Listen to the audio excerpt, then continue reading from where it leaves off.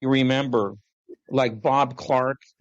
Rob Clark, and Joe Bordelli. Watch the debate. I'm so tired of people saying, oh, did you watch the debate? You know what you could debate, dude? You could debate these nuts.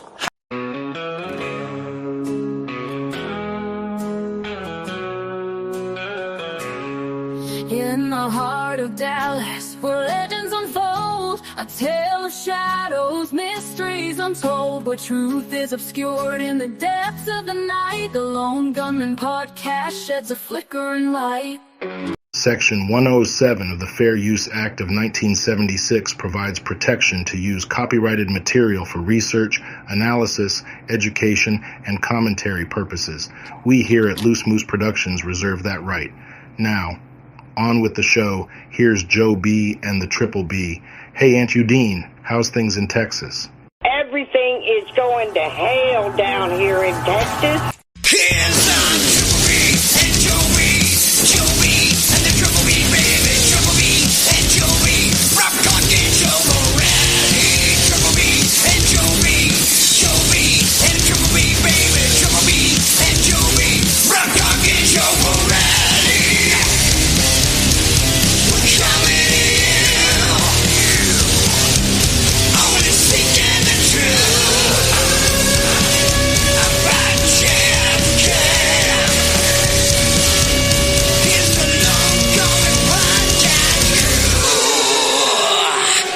And here we go. And here we go. That is right, Joseph. What's up, everybody? Welcome in to episode number 314 of the Lone Gunman Podcast, David Ferrie's Lost Weekend. Much similar to was John Lennon's Lost Weekend that he spent in the California hills. But this was not in the California hills. This was in the swamps of Louisiana and the prairies of Texas. And allegedly, I kind of throw that in there. So hopefully, folks, hopefully we sound a little better audibly than we have been sounding. We spent a lot of time last night trying to air out and figure out what in the Sam Hades was going on with these audio issues we've been having. And I think we finally ironed them out. So hopefully let us know if we sound okay to you guys. And Joe, great to see you again, my friend. Long time no see. Feels like we've talked every night this week. I know that the members only show that we did Wednesday night was a complete and utter disaster. Hence the need for a meeting last night to try to figure out our audio issues because it's rare that Rob and I will get on the video chat 3 nights in a row. Oh no, Joe, you're hissing and popping and cracking again. Am I? Yeah, when you talk for me. All right, chat. Let us know. Is Joe dropping out and cracking? Sally said it sounds good. He was sounding good. I don't know what just happened. All right, Ruby, stop messing up the signal. Joe is crackling. Yeah, I still am. Cracking. I still am. Yeah. Sally says, yeah, it's not good, Joe.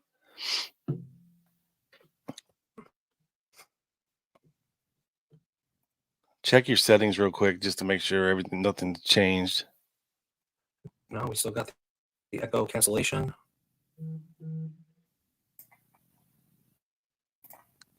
How about now? Okay. No, you start crackling like it sounds like you have a loose wire somewhere, but I know you don't, but it has that loosey-goosey sound. All right, well, why don't you say hi to people in the chat as I... Yes, let me welcome in the good folks. They've been waiting all day for this. Let's see here. Who got in here first? That would be Trey, our buddy Trey, Shreveport Trey, who may or may not be here this evening. I don't know. Trey was kind enough, and we love you, Trey. Trey was kind enough to do some show art for everyone here this evening. Sadly, we decided not to use it on the cover, but I dig it. I like it. It's awesome. It's just not formatted correctly for this. So, but still, I wanted to share because you spent some time on it. So, thanks, brother. We appreciate it. And the show art I did for this, I thought was pretty clever. We got the supposed duck hunting trip or goose hunting trip, whatever you want to call it. We got the ice skating rink, and we got the seedy motel. So all of those things considered, let's get back to welcoming the folks in. Mogridge, I saw you early this morning right after we did that. John, of course, John Nolan's in the house. Ev was checking in earlier. Daniel, what's up? Salinas. Let's see. Garden and Guns is in the house. Welcome. Spirit is in the house. Didn't see Moose 7 yet. Sally is here from across the pond. Sally's in. Good evening. Claude and Aunt Udine is here. Scott. Hello, Scott. Scott is in the house.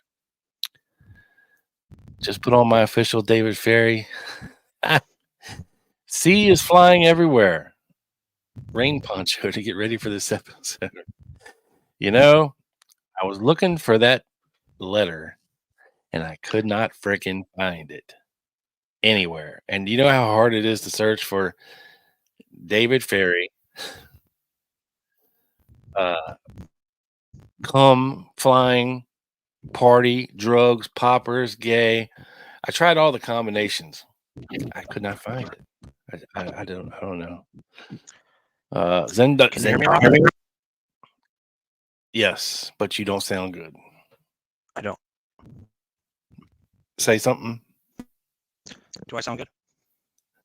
No. Not with the mic up your nose. No. Testing 1 2. Testing 1 2.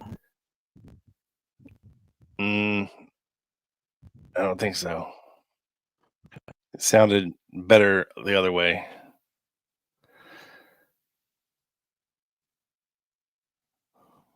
South to West is in the house. Alpha 66, Big Mike. Let's get this show on the road. We're trying. We are trying. See no evil. What's up? Oh, Paula. Hey, Paula. Paula's in the house. All right, we're getting full. James, what's up? It was me coming into the chat. Did you screw everything up? Kind of high speed talking too. Yeah, I was trying to tell him that last night that for some reason his vocals are sped up. It's South to West. Joe sounds like a Mexico City wiretap. That might be comment of the night. That was fantastic. That is good. Do I sound any better right now? No, you don't. But that's okay. We're gonna make the best of it. Oh my gosh. Sally has just become a new member. Thank you, Sally. That's awesome. Please do not go back and watch Wednesday's members only episode. It is no good. It is not good. It was no bueno. Oh my gosh. Yeah, sorry folks. We tried to mention it was hard for us to mention this whole members thing the past couple episodes because we've had guests on and we didn't want to make it all about ourselves when we have guests on because that's not cool. But we have a membership a deal now, and instead of throwing super chats at us, which hey, feel free to, we're not saying don't, but you get some things back when you become a member. We got a $4.99, which is the Spooks, which I think gives you access to badges and emojis and whatnot. And then our $9.99 tier, which is what is that one called? Covert Operators? Yes. Yes. Covert operators, where you get access to our members only live streams and videos, in addition to the emojis and badges. And then we have our, I believe it's $24.99 Super Spy tier. That gets you everything. Plus, you get to ask a question of our guests and suggest topics for the show. So, if you would like to support the show, feel free to try to.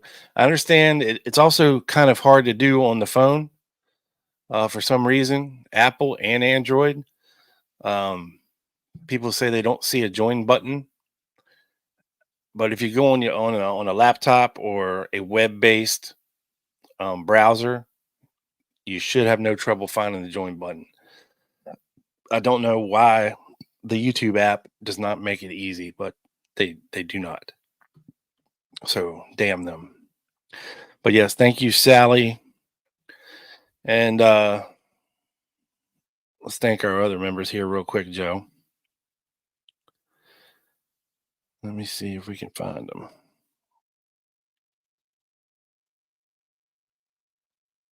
Okay, so we had Linda, Miss Linda, Giovanni's name, Nini joined. She's a spook. Sally's a spook. Paula joined up. She's a spook.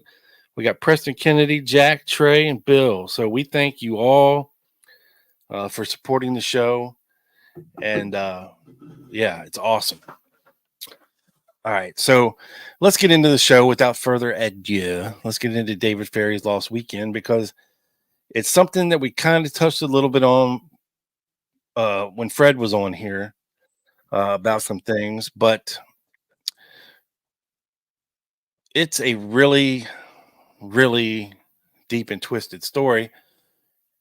And if it is to be believed on the surface of what we think we know about it, then it doesn't really add to the conspiracy lean of it. But there is some things to be considered about this trip that don't look good for David Ferrie. So, oh, thank you, Paula. Thank you. Yes, thank you, Paula. Mate, I don't know. Maybe it took a while for the YouTube app to get things right when we created the memberships. Maybe it took them a couple days or a week or so to get it up there. But well, thankfully, hopefully everybody doesn't have a problem now. And thank you again for the super chat. That is awesome. Very much appreciated. So, Yes, thank you, Paula. Let's go back to the documents. Let's try to figure out what we can know about this weekend, Joe. Now, this all stems, of course, the assassination happened on November 22nd, 1963 at 12:31, which would have been 11:31 in New Orleans, right? So David Ferrie is supposed to be at a trial for Carlos Marcello at this time, or a hearing, or whatever it is, because he works for G. Ray Gill, who is Carlos Marcello, or one of Carlos Marcello's lawyers. Now, this is the official story, okay, that David Ferrie was seen at this courthouse, and he was there and present for this Marcello hearing. But when the only witnesses are G. Ray Gill and his secretary, how reliable is that testimony? Can we trust it? That's a good question. So to start things off, let's see what the earliest thing possible, the earliest version of this story possible, of course, comes from David Ferrie upon his return to New Orleans after the trip. Because as you all remember, Hardy Davis dimed David Ferrie out to Jack Martin. Jack Martin then dimed out David Ferrie to the feds. So they went looking for David Ferrie, and they realized that he was not home. They actually searched his apartment while he was not there.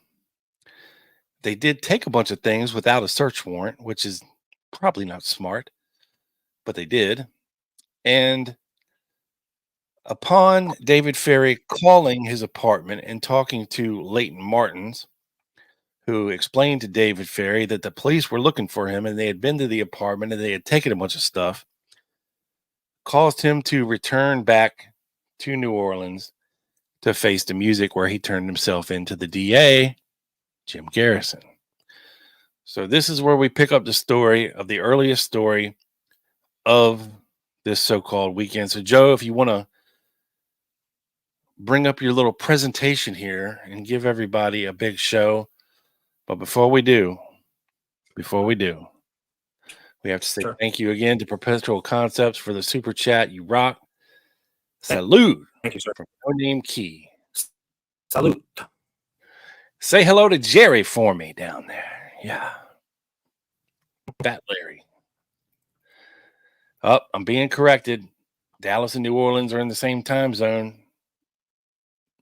But were they in the same time zone in 1963, Mike? That is the question.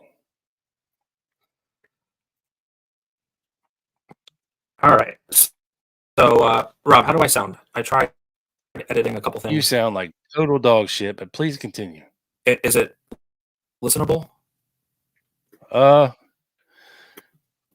don't know. I'll stop you if I think it's too bad.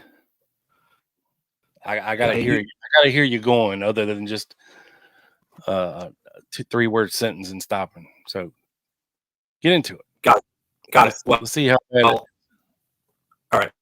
Let's do it. David Ferrie was interviewed on Monday, November 25th, 1963, in New Orleans, Louisiana.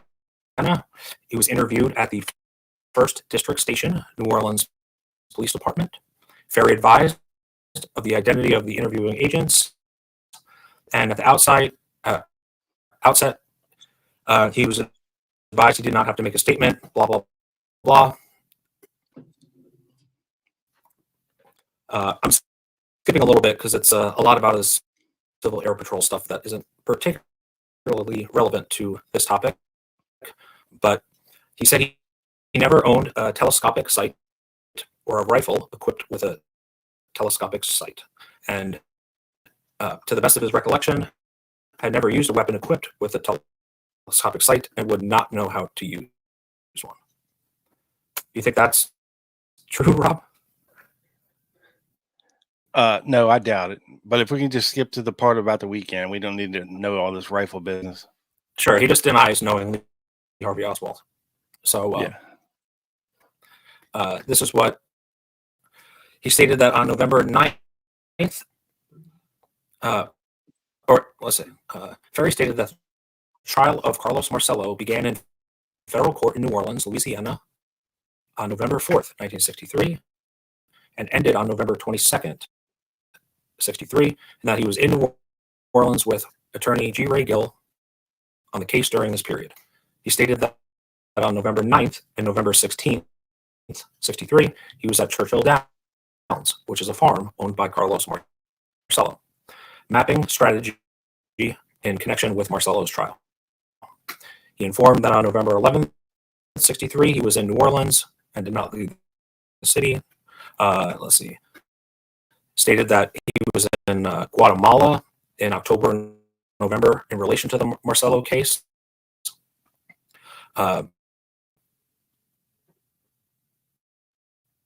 So let's see. Okay. So he said that Ferrie left his home on Louisiana Avenue Parkway, New Orleans, on November 22nd, 63, roughly at 6:30 p.m. in his 1961 light blue Comet 4-door station wagon, which he purchased from the Delta Mercury Company, blah, blah, blah. Ferrie related that on leaving his home, he drove to the homes of Alvin Bobar and Melvin Coffey and picked them up in order that they might accompany him on the trip. He stated that at the time that he left his house, Ferrie did not know where he was going. He said that the purpose of the trip was to merely relax, and that at the time he did not know whether he was going hunting, drinking, or driving. That's funny. Ferrie stated that he did not take any firearms with him when he left his home because he thought he might go out of the state of Louisiana, and he did not know what the hunting seasons were in other states, and he was also concerned about transporting firearms across the state line. Yes, because he's such an upstanding citizen. Yeah, exactly. He was a good guy. He's a good guy. Ferrie said that he had been considering for some time the feasibility and possibility of opening an ice skating rink in New Orleans. He claimed that he made a telephone call, possibly from Melvin Coffey's home, to Chuck Roland at the Winterland skating rink in Houston, Texas. He advised that this call to Roland was charged to either telephone number, blah, blah, blah, blah. Ferrie claimed that he had no prior acquaintance with Roland, but had knowledge of the fact that Winterland skating rink was located in Houston. Ferrie related that he left Melvin Coffey's home between 6:30 and 7 p.m. on the 22nd, accompanied by Bobarf and Coffey, and they drove to John Paul's restaurant in Kenner, Louisiana, where they stopped to eat. He said that at Kenner, Louisiana, guys, is very close to New Orleans. It's like right on the outskirts. So they didn't drive far before they stopped to eat. He said that at approximately 9 p.m. or shortly after, he, Bobarf, and Coffey left John Paul's restaurant to go to Houston, Texas. He informed that the route traveled was through Baton Rouge to Lafayette, Louisiana, and through Lake Charles to Houston, Texas. Ferrie claimed they arrived in Houston between 4:30 and 5:30 a.m. and went directly to the Alamo Motel, located South Main Street. He stated that the three of them registered on the same card at the motel. After registering, they retired for the night. Ferrie claims that he had left a call at the motel office for 8:30 and 10:30 a.m., but no recollections of receiving a call from the motel office. I think he means a wake-up call, Rob. Yes. He must have been very tired, very tuckered out. He must have been. Yes. 2 long days. Yeah. Pray continue. Yeah. Ferrie stated that he and his companion awakened roughly at noon, and after having breakfast, went down to Main Street to Sears, where he purchased a jacket, sweater, and several other items. After leaving Sears, they drove directly to the Winterland ice skating rink in Houston, which he learned opened at 3:30 p.m. and closed at 5:30 p.m. Ferrie said he rented skates and skated at the rink for a while, looking the situation over and also taking into consideration the amount of business at the rink. And if they're open for 2 hours, Rob, I can't imagine there's much business. Yeah, no. He stated that he then introduced himself to Chuck Roland and spoke at length with him concerning the cost of installation and operation of the skating rink.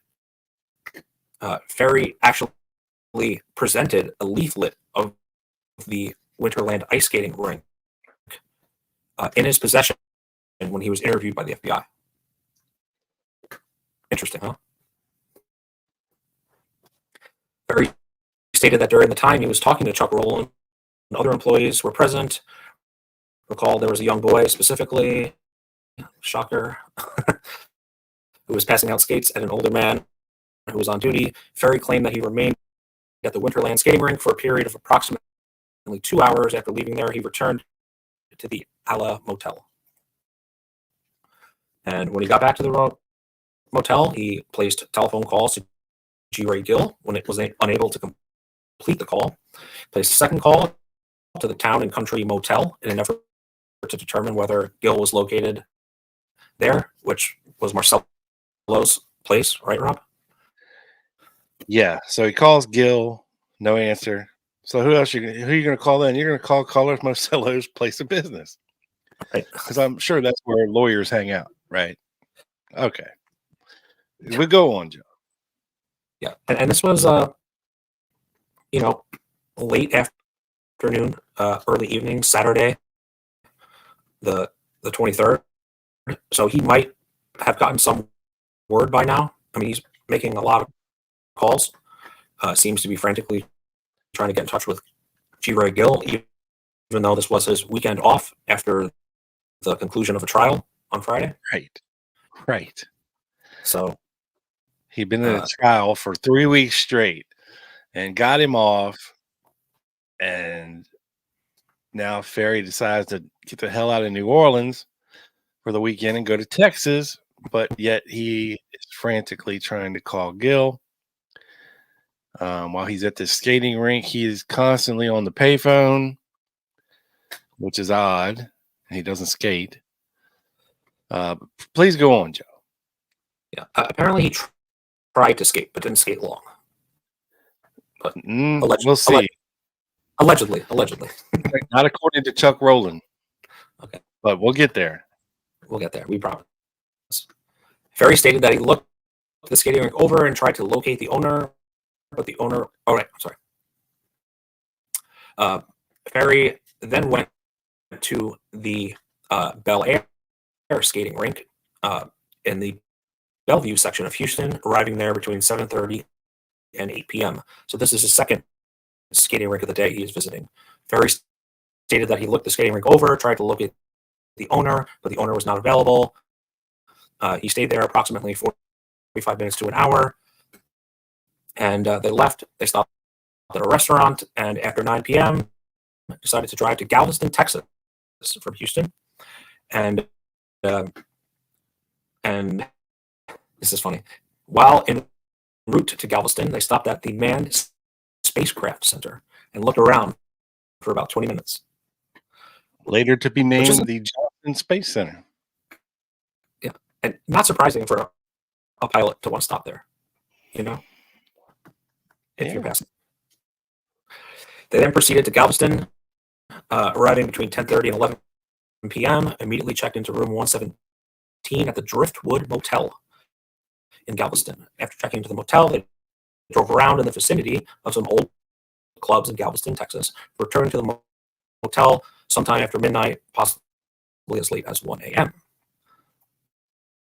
So we are now getting into Sunday morning here, the 24th.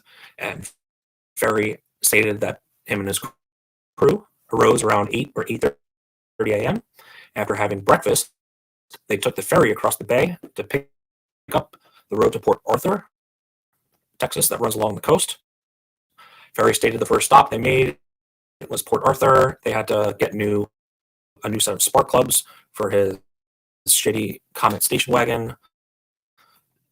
He stated at this time that there was a television set in the station, and he walked into the station where there was a picture on the television set showing the shooting of Lee Harvey Oswald in the basement of the Dallas City jail. Ferrie said that after changing the spark plugs in the station wagon, he ran the car. He just did some stuff. They stayed there for about another half an hour. They then left Port Arthur, drove to Orange, Texas, and after crossing the Louisiana state line, they stopped at Buster's Bar and Restaurant. He stated the operator of Buster's was Marion James Johnson, who was a client of G. Ray Gill. He also stated contacted Johnson at the bar and restaurant and talked for approximately 30 minutes, discussing the status of an appeal of perjury and income tax. So we're at Sunday, 4 p.m. They leave Buster's Bar restaurant. They drive to Alexandria, Louisiana, arriving at approximately 4 p.m. And Alvin Bobarf has relatives in Alexandria, which is kind of was his excuse for going there. Ferrie said he had plans to attend the party, but they didn't. And he then gets in touch with G. Ray Gill and kind of gets the update on if he's wanted and who wants to talk to him. He stated Ferrie then contacted Leighton, his roommate, Leighton Martins, who at that time informed him that 2 WWL TV representatives had been making inquiries at his home and in the neighborhood and had learned that he was being accused and being implicated in the assassination of President Kennedy. Ferrie was obviously very much disturbed over the fact and was being accused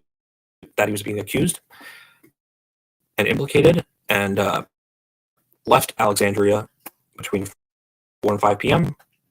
and made several stops, service stations, restaurant, same thing, and kept trying to call G. Ray Gill. He ended up, I'm just skipping a little bit here because we're getting long.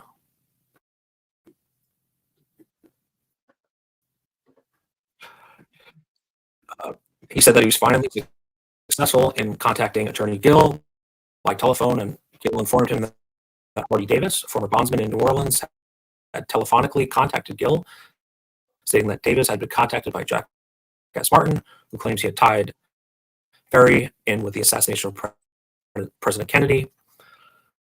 And we all know how that came out, we've talked about that before.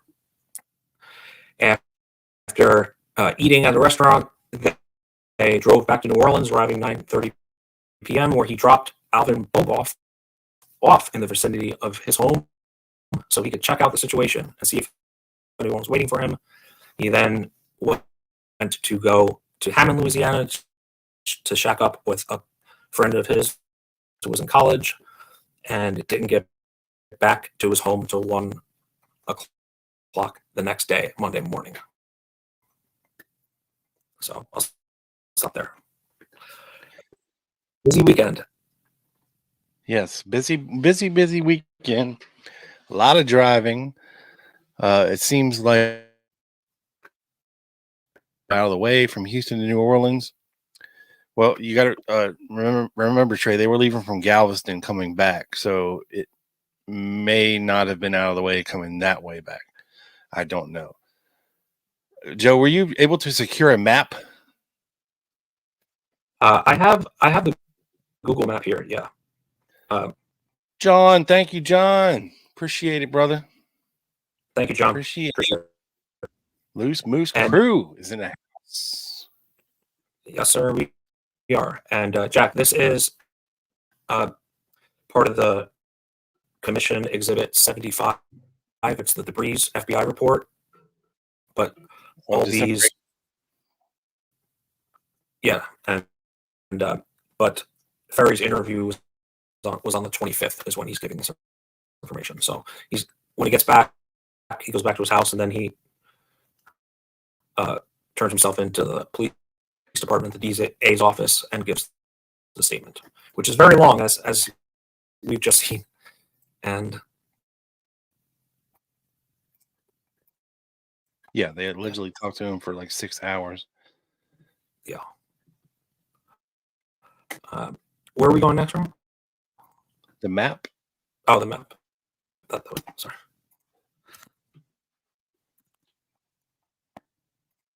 If you have a map, we thought it would be a good idea to look on a map and kind of see where all these places are.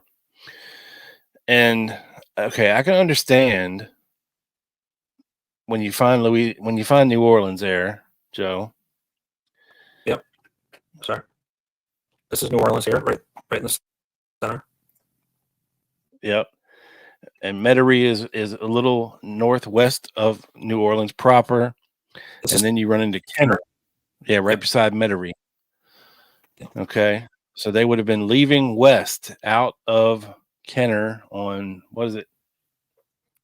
What is It would have been probably now 60, Interstate 10? yeah, or 61. Yeah. Okay.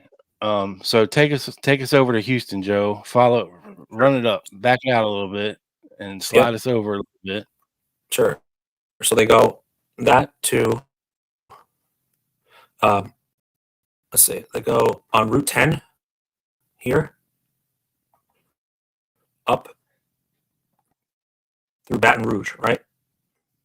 Yep. I think on Baton Rouge they hop on 10 West, or what? Yep. What is now 10 West? It might not have been called that back then. Yep. But that Through looks Lafayette. seemingly like it runs them all the way over through Lafayette. Right. Yeah, they mentioned that. And we think and I think through Beaumont as well. Yeah, they would go through Beaumont. I'm going to go, yep. And they'd continue. And that would take them right to Houston. Yeah. Right down to Houston. Boom. Now, show everybody where Galveston is. And I thought this was really interesting. So we're going to go a little southeast of Houston to an island, actually. What appears to be an island. If you zoom in on Galveston there. Yeah, you see? It looks like you need a bridge to get there. Yeah. What you do now. Do you remember? Yeah, ferry took the ferry. Yeah, that is funny. So that is where Galveston is. So why would you go from Houston to Galveston?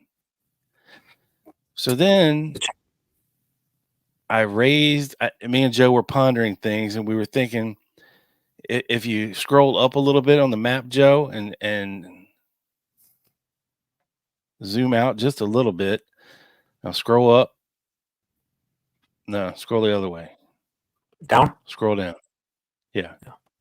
All right, right there. Now, as you can see, where Galveston is a hop, skip, and a jump across the water from Mexico or Havana or Guatemala or Guatemala City below the Yucatan. But it's awfully damn close to Mexico.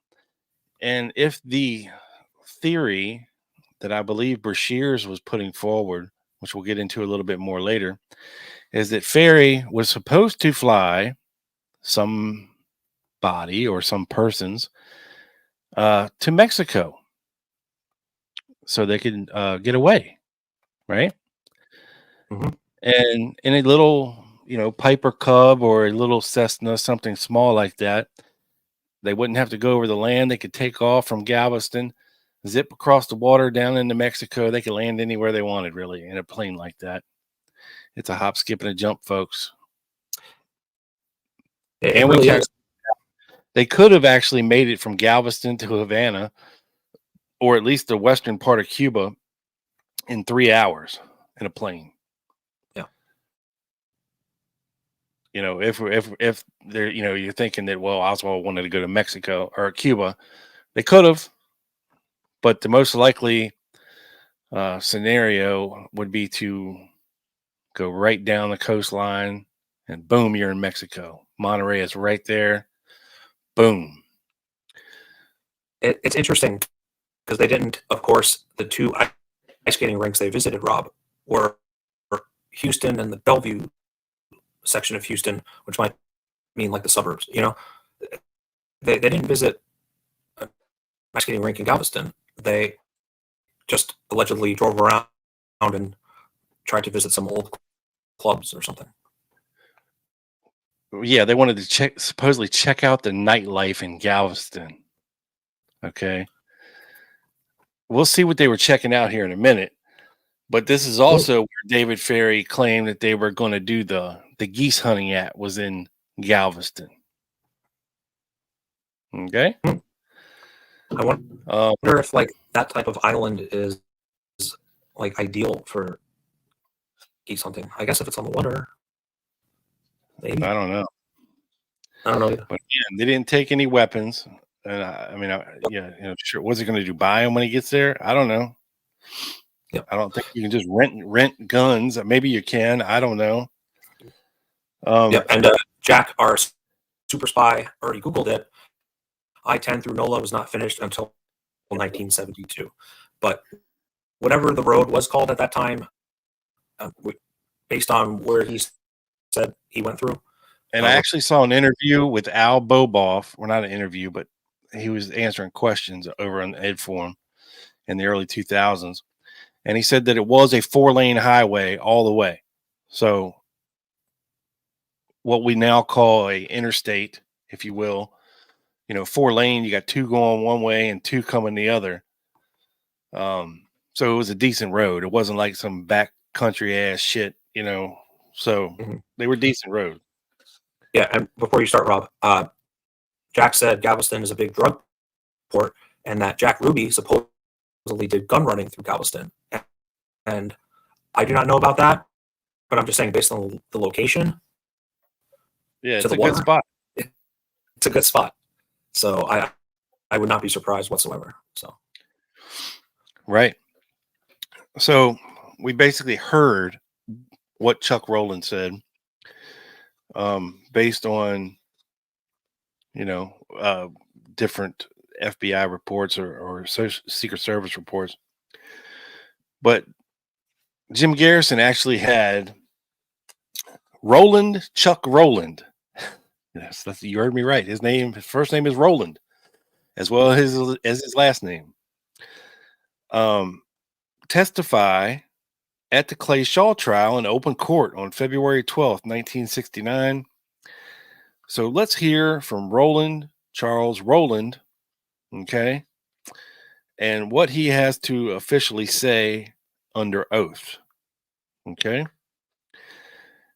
So they ask him, the basic background stuff. In the month of November, where did you reside? Houston, Texas. I was president of the Winterland Ice Skating Rink Incorporated and also the general manager. Do you recall being at that location on the day of November 23rd, 1963? He says yes. Do you recall approximately what time or day of night you arrived at that location? He said, well, I was there that morning. That afternoon, we had from 1 to 3 o'clock. We give lessons to Girl Scouts, Joe, which I handled this procedure. And I left approximately at 3:30, somewhere in that neighborhood, to go out for lunch. And once our doors opened and we started selling tickets at 3 o'clock in the afternoon for public skating. Skating started at 3:30, and I left after seeing that the ice had been resurfaced for this session and went out to eat. And I was gone approximately 45 minutes. And he says he got back somewhere around 4:15. Okay. Are you a professional skater? He says, yes, he was a professional skater. Now, Mr. Roland, calling your attention to the time you returned to the rink, did you have occasion to meet someone? And he says, yes. Who was that? He says, well, a very unusual thing. He calls Mr. Dave Ferrie an unusual thing. The reason this is such a memory to me was because of the way that he approached me. He had called the week before. Now, what you just heard from David Ferrie to the FBI is that he didn't call Chuck Roland until they met up at Boboff's house before they went to get coffee. Friday evening. Yeah. Right. Well, Chuck Roland says that David Ferrie actually called him a week prior to this. Okay. He had called the week before asking about our services. We get many calls from people coming out of town because ice skating is an unusual thing to many people and they like to try the sport. Mr. Ferrie made quite a point. Actually, he made a little bit of a pest of himself at this time. Mr. Roland, I'm going to show you an exhibit marked for the purposes of identification and ask if you recognize the person depicted. He says, yes. Who is that? He says, Mr. Dave Ferrie. Is that the man you are talking now about? Yes. Would you like a description of him? Sure. Go ahead. He had heinous red hair, wore a toupee, sort of a ruddy complexion. Sounds like David Ferrie, right? I mean, very identifiable character. He says, when was approximately how long after you returned to the ice rink did you first meet Dave Ferrie? He says, practically upon walking in, I was told several people that I object to what was told to him. The court sustains, so they redirect. Did you have a conversation with Ferrie at that time? Yes, I did. What was that? Well, he came in and made known he was there, his party, himself, and two others. Was he with anyone at the time? He said he was by himself when he came up, but later he brought two others over and introduced them to me, but I don't recall their names, and frankly, he came back and talked to me. I was waiting on people, and he made quite a point of the fact that he was there. They object again. The court, you can testify as to how many times he met with you or spoke with you, but you are drawing a conclusion, sir. Redirect. Mr. Alcock, Mr. Roland, after this first encounter or introduction by Ferrie, did you have occasion to talk to him again that same afternoon? Yes. How many times? 5 or 6. And what was said on these occasions by Ferrie? Nothing except to let me know he was there. I object to that, Your Honor, as the witness is interpreting what Six said. If he knows text missing, him to say, but no, The court sustains. Redirect. Mr. Alcock, Mr. Roland, is there a public telephone in the Winterland skate rink? Yes, there is. And approximately where is it located in the rink? Near the entrance.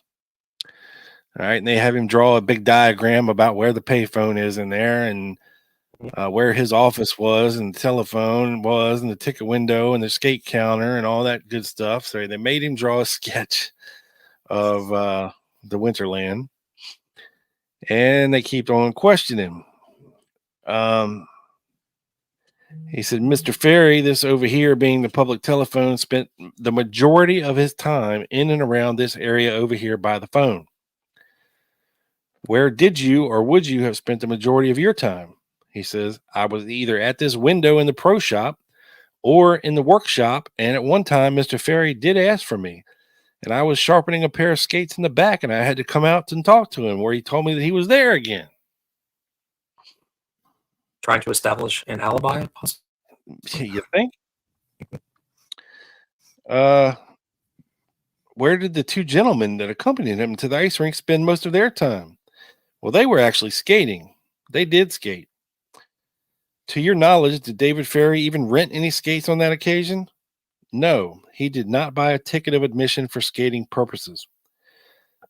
Excuse me. Did you ever see Dave Ferrie use the telephone? Yes, I did, a number of times. Did Dave Ferrie, to your knowledge, ever receive a call at the skating rink? Yes, he did. Were you in a position to hear any of the conversation which he might have had? No, I did not. Can you approximate how many times Ferrie used the phone? Approximately 3 or 4. Now, approximately how long was David Ferrie at the ice rink while you were present? He left at around 5:45. So they were only there maybe an hour and 45 minutes. Oh, thank you, Thomas. Oh, thank you so much, Thomas. Hey, now. Oh, sorry. Always listen to you guys during the week. Love your work, Tom from Liberty Lobbity Corners. Damn it, I said it again. You got me, Thomas. I hope that was worth your $19.99, sir. Worth the price of admission to hear me say that every time. All right, back to Chuck Roland at the skating rink. Did you see him later that evening? He said he would be back, but he never returned. Mr. Roland, did you report these activities of Ferrie to the FBI? Yes, I did. Oh, I guess the men from the FBI spent about an hour and a half with me. When was that? It was on Sunday morning the following week. Mr. Roland, did you have occasion at that time to have a conversation at all with the two people who went with Ferrie to the rink? No, never talked to them. I was introduced to them. That was all. No conversation. And I think you said Ferrie didn't rent any skates? That's correct. He did not skate. He spent most of his time walking around the lobby, looking in the pro shop, watching the skaters. He made a number of trips to the telephone and then to his two buddies. And he was talking to his buddies and talking to me on a number of occasions. And that's pretty much how it ended. Okay. He was state's witness 26. And they entered the diagram into evidence. So there you have it from Chuck Roland about what actually went on at the ice skate rink. That is very interesting, and it's much more than he said during his initial FBI interview. And Rob, I'm just going to bring it up real quick. This is from that same debris report, but this was conducted on 11/28, which was, let's see, the Thursday, the Thursday after, about 6 days after the assassination. November 28th, 63, Roland Winterland Skating Rink was interviewed. At the time, he stated a man introduced himself as Ferrie or Ferris. Ferrie stated that he was coming in from out of town and desired to do some skating. On November 23rd, which is Saturday, between 3:30 and 5:30, Mr. Ferrie and two companions came to the Winterland Skating Rink and talked to Mr. Roland. Mr. Ferrie had a short general conversation with Mr. Roland, but at no time did they discuss the cost of equipping or operating an ice skating rink. Ferrie stated to Roland he would be in and out of the skating rink during the weekend. However, this was the last time Mr. Roland saw Ferrie, as he did not stop back. So, right. So interesting. He had plans to stay in Houston and be around the skating rink for whatever reason. And that was supposedly the whole purpose of the trip, because he was thinking about opening a skating rink, allegedly, in New Orleans.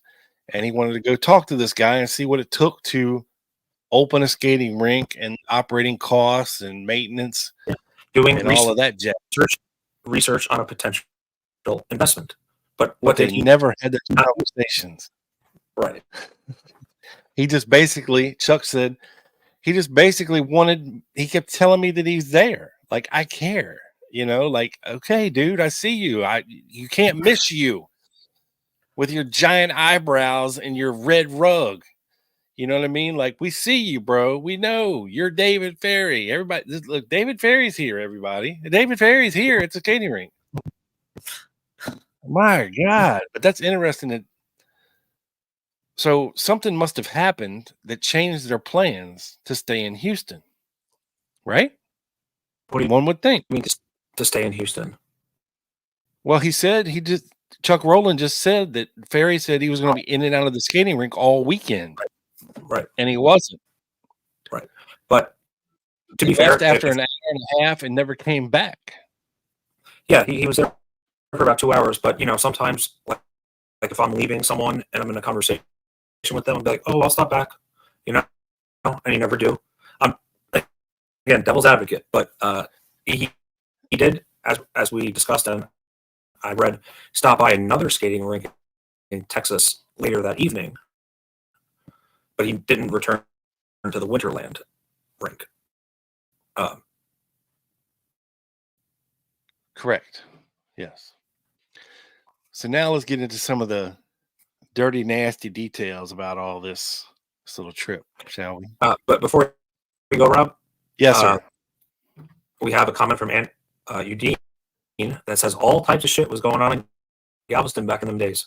The Driftwood Motel was a dump, and there was a gay bar called the Con Tiki in downtown Galveston. Well, Aunt Udine, no. In fact, makes a lot of sense. I think Aunt Udine may have been at the Driftwood with our boys, as you'll see here in a minute. Whoa. I got a surprise. Whoa. So, yeah, there was some reason why they went to Galveston. And if there was like a gay club there, it wouldn't surprise me if they would have stopped by there. Okay, FBI document. Don't know much about this document other than it was reviewed by the FBI JFK Task Force in 1997 and released in full. Okay. It's a typed up, looks like a part of a report or document. And it basically, this is basically after Ferrie has died, because it starts off with Ferrie, deceased February 22nd, 1967. had been a part-time private investigator. It kind of gives his background, which we don't need to go through here. People know who he is. But then it says this: Ferrie was a known homosexual who was charged with contributing to the delinquency of a minor on 8/22/61. This apparent sodomy incident involved Leighton Martins, Melvin Sealing, and Andrew Blackman. When the New Orleans police searched his apartment following the arrest, they found a cache of rifles, a Morse code key, and maps of the U.S. coast. Okay. And then it goes on. It says, in October of 61, a former Eastern Airlines associate, John Harris, who was a steward, reported to the FBI that Ferrie was trying to buy a C-47 plane and reported he had a large cache of arms hidden around New Orleans. He also said that Ferrie was known to dominate a circle of boys he might also be supporting named George Woodcock Jr., pun intended, Andrew, last name unknown, maybe Blackman, which it probably was, Al Landry, Pinky, in quotes, Leighton Martins, Carlos, last name unknown. Okay. So that's interesting. So let's talk a little bit, Joe, about Leighton Martins, who was David Ferrie's roommate. Yep. All right. Now, he was questioned during the Orleans Parish Grand Jury. Okay. And they asked him, were you at David Ferrie's house when they came back from Texas on that weekend in November when the president was killed? And he says, that's not clear to me. The Warren Report and news media have established apparently that Ferrie did go to Texas on the afternoon of the assassination, but this was not known to me. This information, I only got it recently through the local news media. Now, hold on for a second. Pump the brakes real quick. This is one of the most memorable days in United States history. The president has just been shot and killed. Everyone knows who they were, where they were. Okay. Yet he doesn't remember if David Ferrie was there or not. This is his roommate. But he had only been David Ferrie's roommate for about 2 to 3 weeks prior to the assassination. So,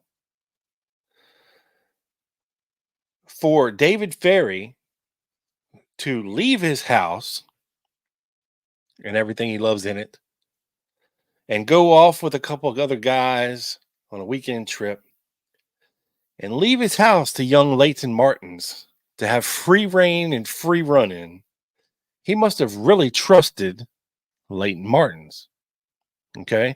Which from the document I just read you from 1961, when all this other information was in there, okay, that about Leighton Martins being one of his little playthings, if you will. Okay. All right. And we'll get into some interesting stuff about Mr. Martins here in a minute. But they asked him also, how long had you been staying with Ferrie at the time? And I'm sorry, I overestimated what I just told everybody. He says a week or two, not 2 or 3, a week or two. Yeah, David Ferrie is going to leave his house to some guy that has just been living there for a week or two. Rob, he was a good guy. Don't forget that. Yeah, good guy. Do you know where he had gone to when he left? And he says, no, I really don't. I don't know where he was that weekend. I told you in December, the first time your office questioned me, that the best I could remember, I seem to remember Ferrie being present at his apartment that weekend. If the evidence is correct, then apparently this is not so. I really don't know where he was. I didn't know that he made any trip or where he was or if anybody had gone with him. Now, if you have a roommate, Joe, okay, even if you've only had a roommate for a week or two, and you're going out of town for the weekend, you think you would tell your roommate, hey, man, I'm going on a trip. I'm not going to be here for a couple days. Watch the fucking house. And it better be just like I left it when I get back, you know? Especially if it was a newer roommate, because you would allegedly Ferrie's working so hard on this trial. He's there all the time. If he's taking his first vacation in a while, you give some type of instructions to your new roommate. Do this, do that, lock the door, or do this, take out the trash, whatever. Yeah, for sure. Yeah. So he said, the question is, then we can agree on this perhaps for several weeks in November, for a week or two prior to the assassination, that you were staying with Dave Ferrie. And he says yes. In his apartment at 330 Louisiana Avenue Parkway. Martin says yes. During that time, you were working, and where? He says, I was employed at the New Orleans Blue Print Company on Union Street in the city. Okay? Now, check this out, folks. Check this out. I thought it was interesting, and that's something I did not know. But we'll start off here. Leighton Patrick Martins lived until the year 2000. He was born in 1943. This is his obituary. He was a well-loved man, a good friend to many, kind and supportive. Leighton was always interesting, informative, and usually hilarious. We will miss his beautiful smile and his love of life. There will be a tribute tumble tonight. We will meet at 8 p.m. at the Dream Palace on Frenchman Street to tumble to Molly's on Decatur and then have a few memorial moments at the river. Please bring your instruments, percussion toys, and dancing shoes to join us in celebrating the life of Leighton Martins. Okay? Everybody. Dean, bring your umbrella, okay? I have the trumpet players there. So I'm sorry, folks, I have to. And it says Leighton was the beloved son of the late Edward Martin Sr., Marguerite. Imagine that. Marguerite Martin. Fiance of Brenda K. Perry. So he was engaged to be married to a woman.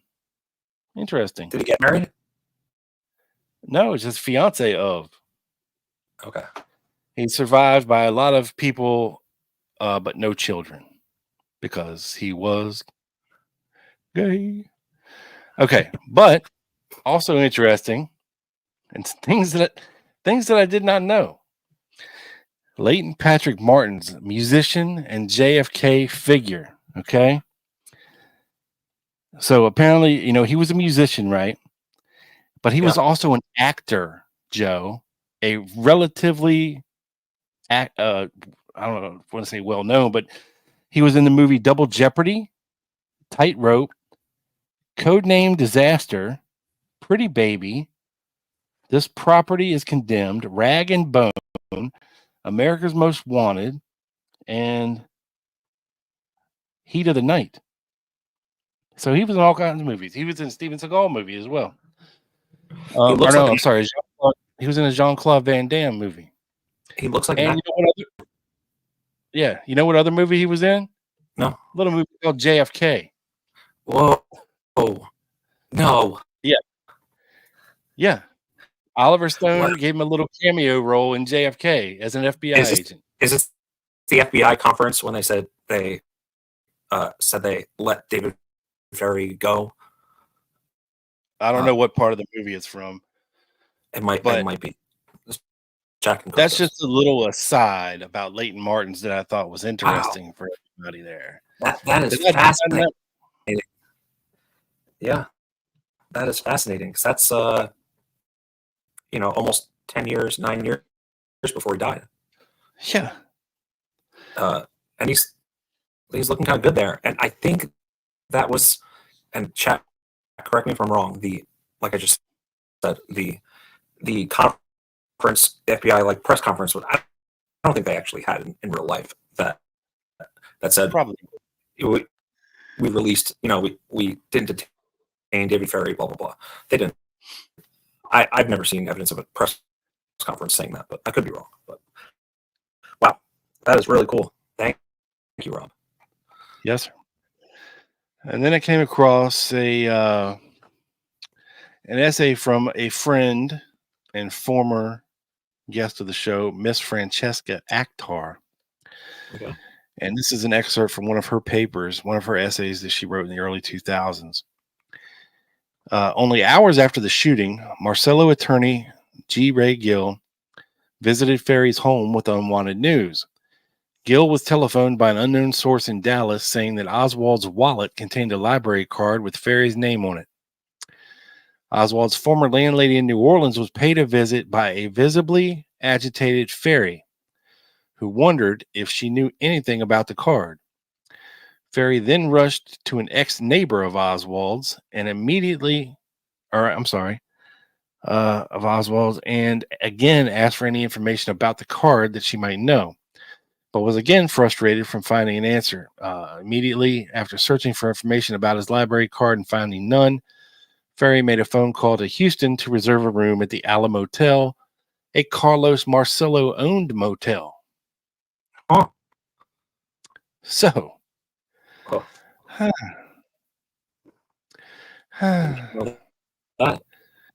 Yeah, did not know that. But in theory, you just help the guy with his case in some fashion. May as well get a discount by staying at the hotel. Yeah. I mean, they weren't. Ferrie wasn't bawling, right? He wasn't. He didn't have. Well, they sure seem to stop for steak dinners a lot on this little trip. Yeah. Well, this was their celebration trip. Yeah, I bet it was. Whether it was the trial or the assassination, we'll leave it up to the listener. When asked why he took the trip to Houston, Ferrie had told authorities that he and two male companions drove all night on November 22nd, 350 miles through a fierce thunderstorm to Houston to go goose hunting in Texas.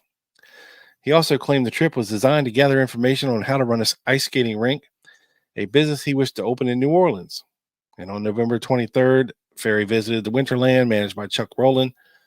Roland told authorities he never spoke to Ferrie about the skating rink business. All Ferrie did, said Roland, was make and receive phone calls for hours at a payphone.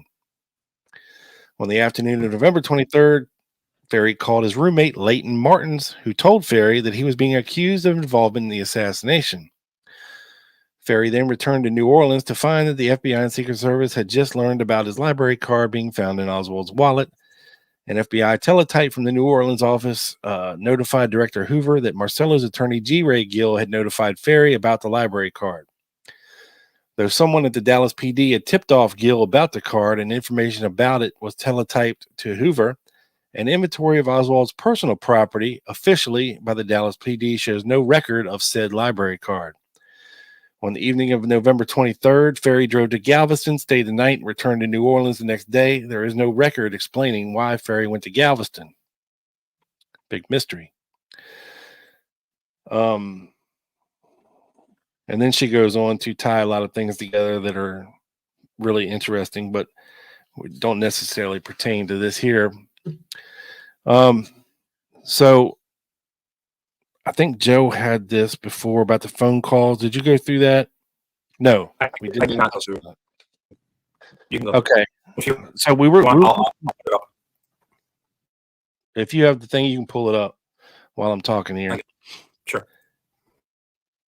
So we were talking about this. This is an FBI document where it basically it's frustrating because at the bottom of this document that you can't see here, it says that the November 23rd date at the Ala Motel on the Ala Motel registration card was written over a November 22nd date. Mr. Fletcher at the hotel or motel explained that this occurred because of the early morning time, which the subjects checked in at the motel, and the person checking them in, I guess, didn't realize that after midnight, the date changes. Okay. So there's that. Because supposedly they checked in at 4:30 a.m. on November 23rd, 1963. Now, what's interesting is if they actually checked in November 22nd at 4:30 in the morning, 1963, well, that throws a big giant wrench in the fun. Okay, because then we have ourselves a by God official conspiracy, folks. Right? Because remember, the only people that supposedly say that Ferrie was at the Marcello trial is G. Ray Gill, his lawyer, and a secretary that works for Gill. Not very convincing witnesses, I would say. Okay. Yep. But the conspiracy side of me thinks that if they knew that something was going to be taking place on November 22nd of 63 in Dallas, that you might want to get to Houston by the early morning, November 22nd. Just saying. It's just conspiracy Rob talking. Right. And that's before, of course, Lee was in custody. That was before JFK was even shot. So, Right, but still it was still possible if some theories are right that he could have been flown out if he didn't get caught alive or caught. yeah. So then, okay, according to this document, it says that Ferrie, Boboff, and Coffey checked into room 19 at the Alamo Motel at 4:30 in the morning, November 23rd, from New Orleans, and stayed until November 24th, 1963, at around 8 or 9 p.m. That's what this document says. Okay? Right there. Yep. It said and stayed until November 24th, 63, around 8 or 9. Okay. Now, Rob, why are you making a big deal out of this? Well, I'll tell you. Because the FBI also went to Galveston, Texas, and talked to Mrs. Mary Dovery, the clerk at the Driftwood Motor Hotel. Okay. That's up now. They exhibited hotel registration card 38068, which reflected that Melvin Coffey, Boboff, and Ferrie registered at this hotel at 11 p.m. on November 23rd and were signed room 117. So, and then they checked out on November 24th, 1963, time not listed. Okay. Now, on November 28th, Mrs. Shirley Dial recalled that the above three individuals checked out at around 10 a.m. on November 24th. So these three folks cannot be in the same place or different places on the same day that are an hour apart. They can't check out of Houston and Galveston on the same day, or not the same time, but the same day.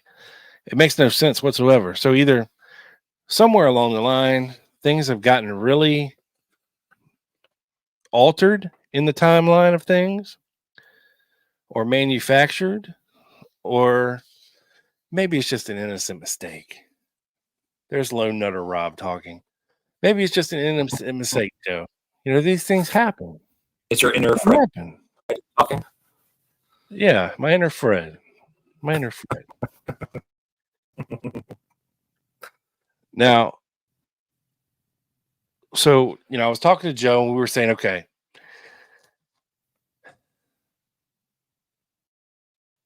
were G. Ray Gill and his secretary the only people that put him in that courtroom that day? Because it's easy to say, well, he was there to cover for him, but nobody else knows who in the hell David Ferrie is at that point. Okay? Nobody cares. Nobody cares about him. You know? He wasn't testifying. He wasn't a witness. He wasn't a clerk. He was a private investigator. He would have been sitting at the table, you know, with Gill and Marcello. He'd have been somewhere in the back. Yeah. So we were trying to find any other people that could possibly put him there. Because if you don't have David Ferrie at this thing, Well, then that opens up the timeline for that weekend a lot, especially with the mistake, in quotes, at the Alamo Hotel about when they actually checked in. Okay. So looking. So Gill's secretary reported that Ferrie was in their offices at approximately 12:15 on November 22nd, and he was seen in court around 3 p.m. He stated that he had left New Orleans at 6:30 on a pleasure trip to Texas, accompanied by Boboff and coffee.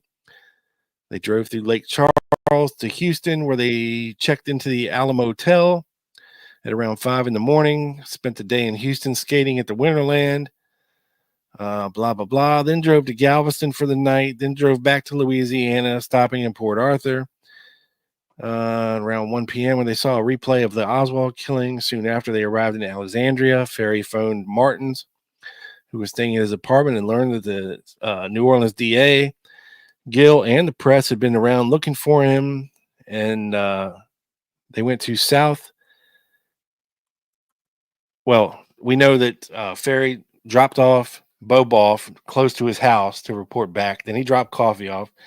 And then David Ferrie went to Southeastern Louisiana College in Compton, Louisiana, or Hammond, Louisiana. He said, Thomas Compton. Yeah. Where he stayed with some friends in an all-male dormitory, like most guys do when they're good. He's laughing at it for a night is what he's actually doing. Right. He left Hammond at 1 p.m. on November 25th and drove back to New Orleans, where he turned himself into Garrison. It seems that the local staff had searched Ferrie's apartment without a search warrant, according to the FBI report of 3/21/64, and gathered letters, personal papers, and Ferrie's bank book. Presumably, these were returned to him when the investigation closed, allegedly. Is that checkbook? Bank book, whatever that means. That's what I'm saying. Maybe like your checkbook or your account book, your savings account book, or, I don't know. Because used to, back in the day, keep tabs, like writing on the checkbook, right, with debits and credits. Right, okay. Yeah. Ferrie was interviewed by the FBI on the 24th and 27th, which is not right, because he wasn't interviewed by the FBI on the 24th. It should be the 25th, because he wasn't there.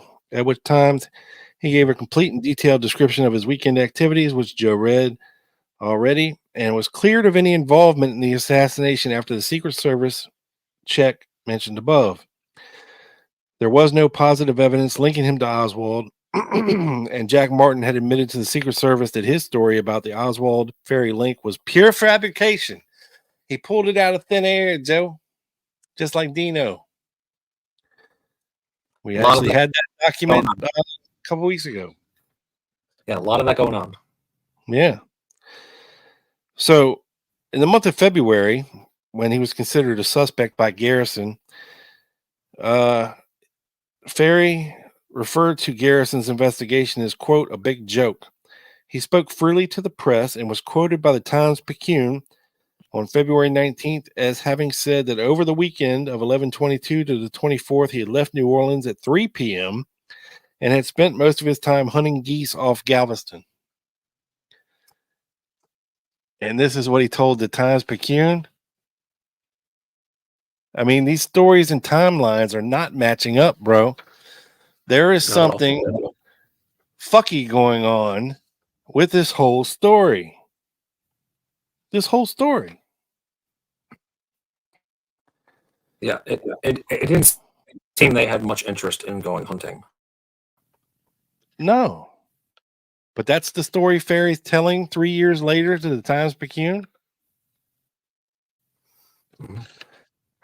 So,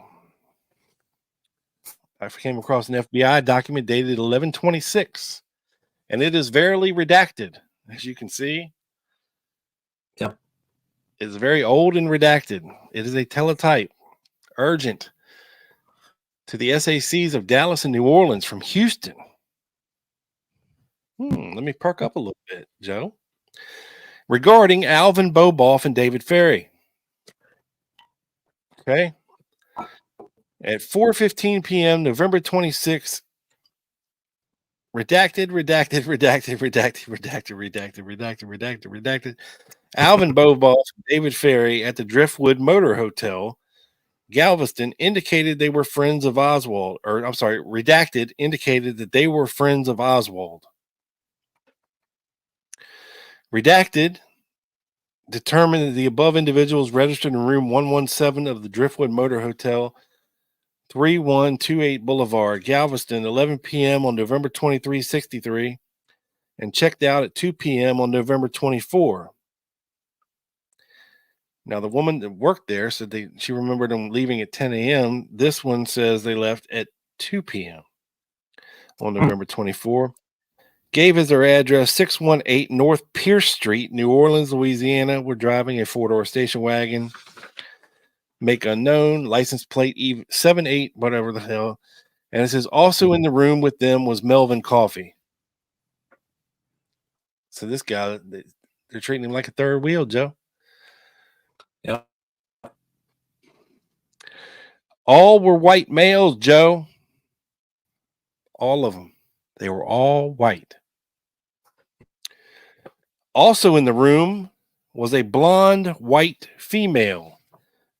Name unknown. It's highlighted.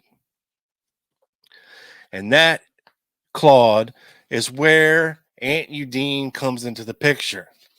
We have an unknown blonde white female in Galveston staying in the room with these three fellas. I'm sure the sea was a flying that night, Joe, in Galveston. They thought it was a hailstorm in Galveston that night. There was so much flying. Oh, man. While at the motel, placed a long distance call to Alexandria, Louisiana. Houston does not know significance of above, and redacted with compromised source who does not want redacted to know his contact with the FBI. So somebody is snitching. Somebody's snitching. Right. Yeah. Somebody's snitching. Yeah, I think that's possible for sure. Okay.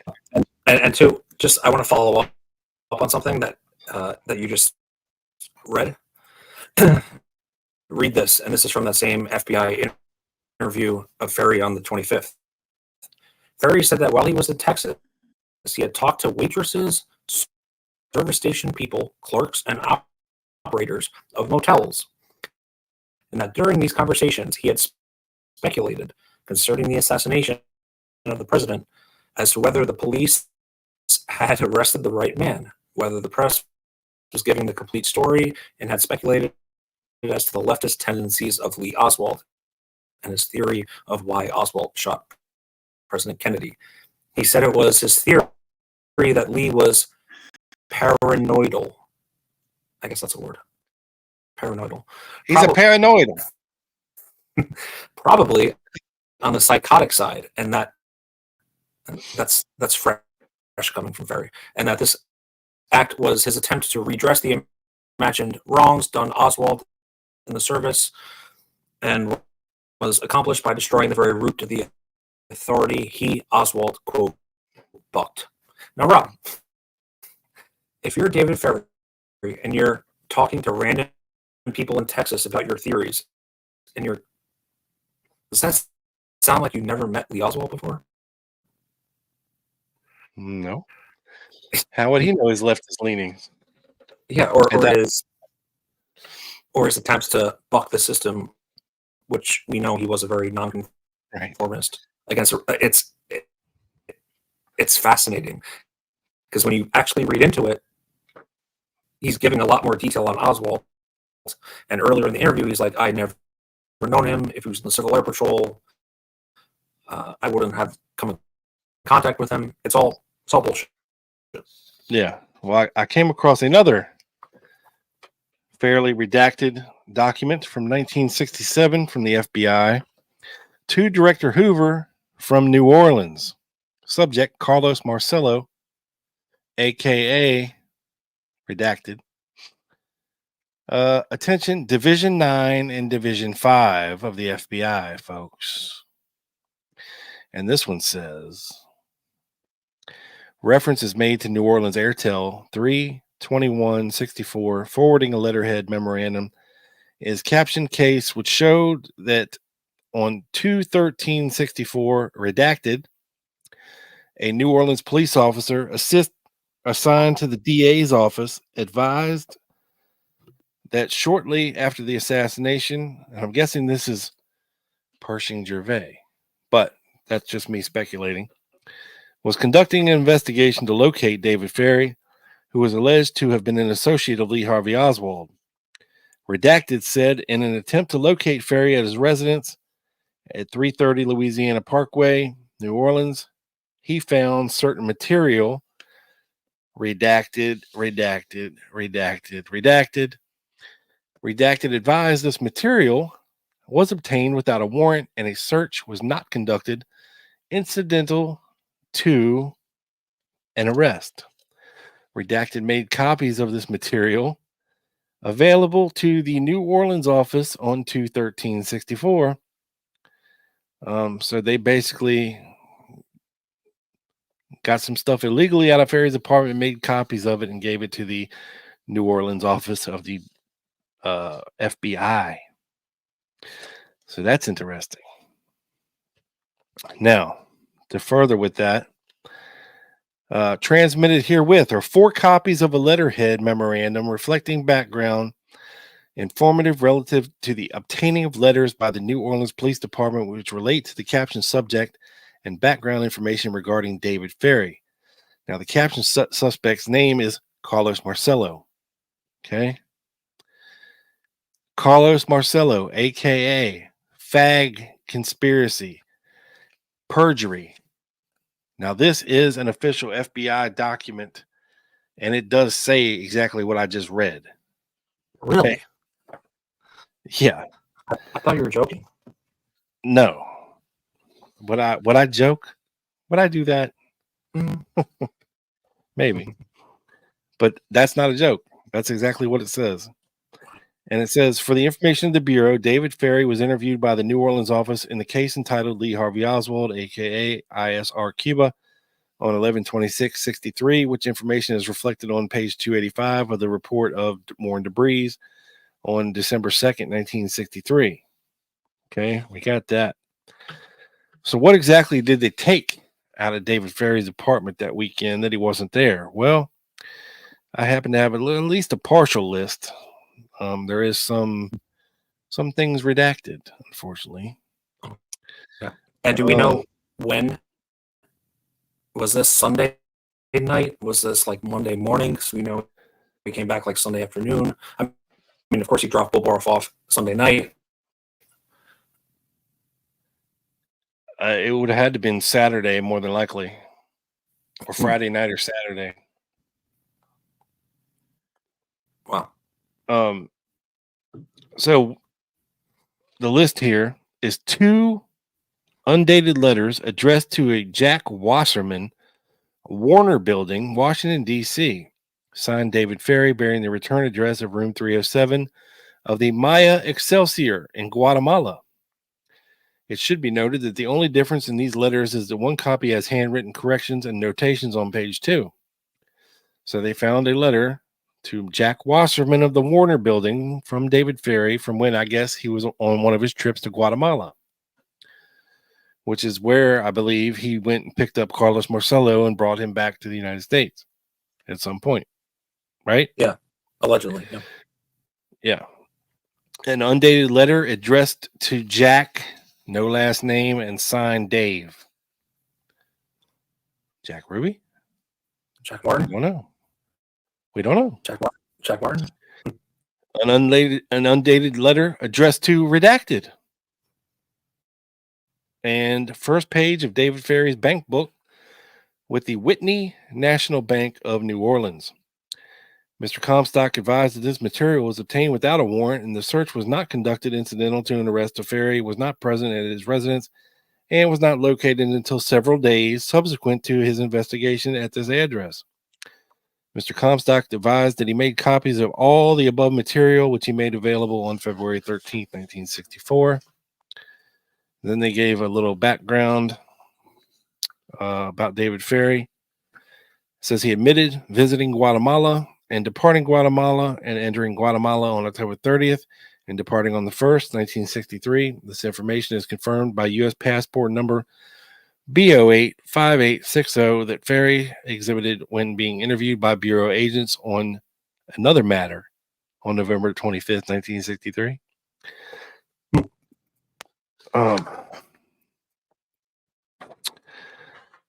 So let's talk a little bit about Melvin Coffee and who this guy was, okay?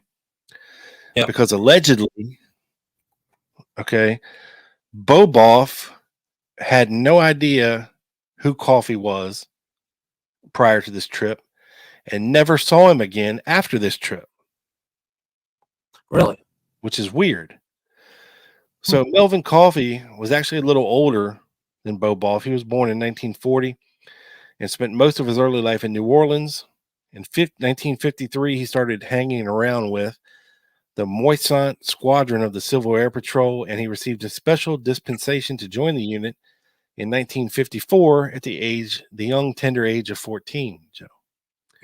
Yeah, the St. Paul's restaurant where they stopped in Kenner, Louisiana, was part of the Moissant Airport Civil Air Patrol. Yes. So thank you, Red. Appreciate it, brother. Red, thank you. By to say hello. Nice Can't wait after work. Love the quick hits episode. Hope Momo clipped the Sailor BJ part.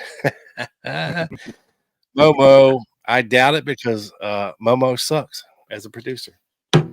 But don't tell him I said that. Whoa. Made off me. Whoa. Easy. Oh. Hear that, Joe? There's no Momo here to talk shit and get hit. All right, so back to Melvin Coffee. All right, so he joined the Cap at age 14 in 1954. In 55, Ferrie's membership renewal at the Lakefront Squadron was declined, so he spent the months of June, July, and August as a volunteer for the Moissant Squadron. Instead of getting paid to be around young boys, he volunteered. Among the cadets in the latter squadron at this time were Coffee and Lee Harvey Oswald. Coffee left the squadron in September of 57 and joined the Army in November of 58, and he was stationed in New Mexico. Coffee was then discharged from the Army, Joe, in February of 62 and began visiting David Ferrie once a week. The frequency of visits increased, and by May of 63, Joe?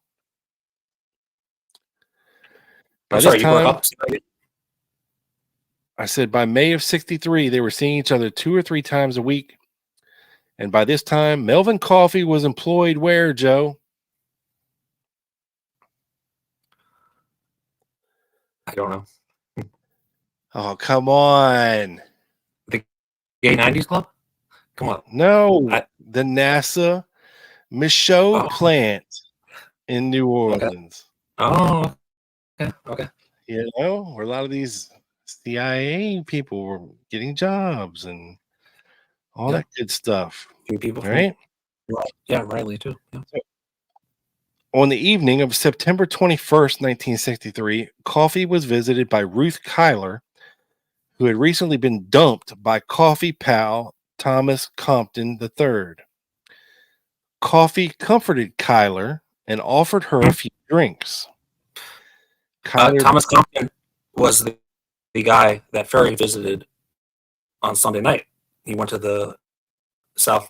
That's the same name. Yes, correct. Okay, got it. Yes. So he offered her a few drinks. Kyler became despondent and attempted suicide in front of him.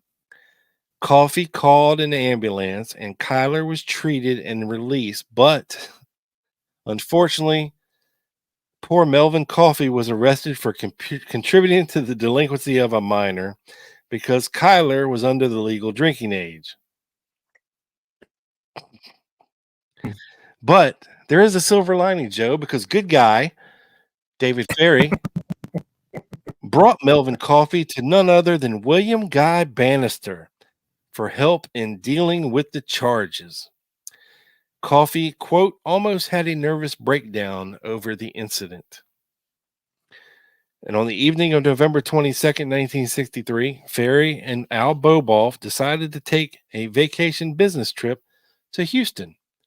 And Coffey was invited along to help him chill out because he's very stressed out. Very stressed out.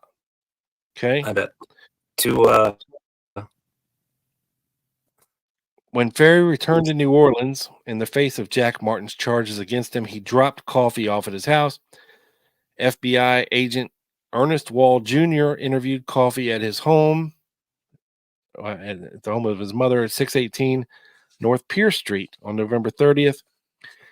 By 1967, Coffey had left Michaud and was now employed by General Electric. He was interviewed by John Voles and James Alcock in connection with the Garrison probe on February 18th. After the Garrison investigation, Coffey did his best to avoid publicity or any connection with Ferrie or the JFK case altogether. Back to poor Alvin Boboff. Now, after Ferrie dies, okay, and the Garrison people are getting a little bit desperate for things, there was a big kerfluffle in New Orleans, Joe. A big bribery incident. Yes. A blackmail bribery incident involving the DA's office and poor Alvin Boboff. Okay. Yeah. Not the only allegation we've heard in that arena. Yeah. So I have a copy of the transcript of the NBC interview with Alvin Boboff where he basically lays it out his case. He says,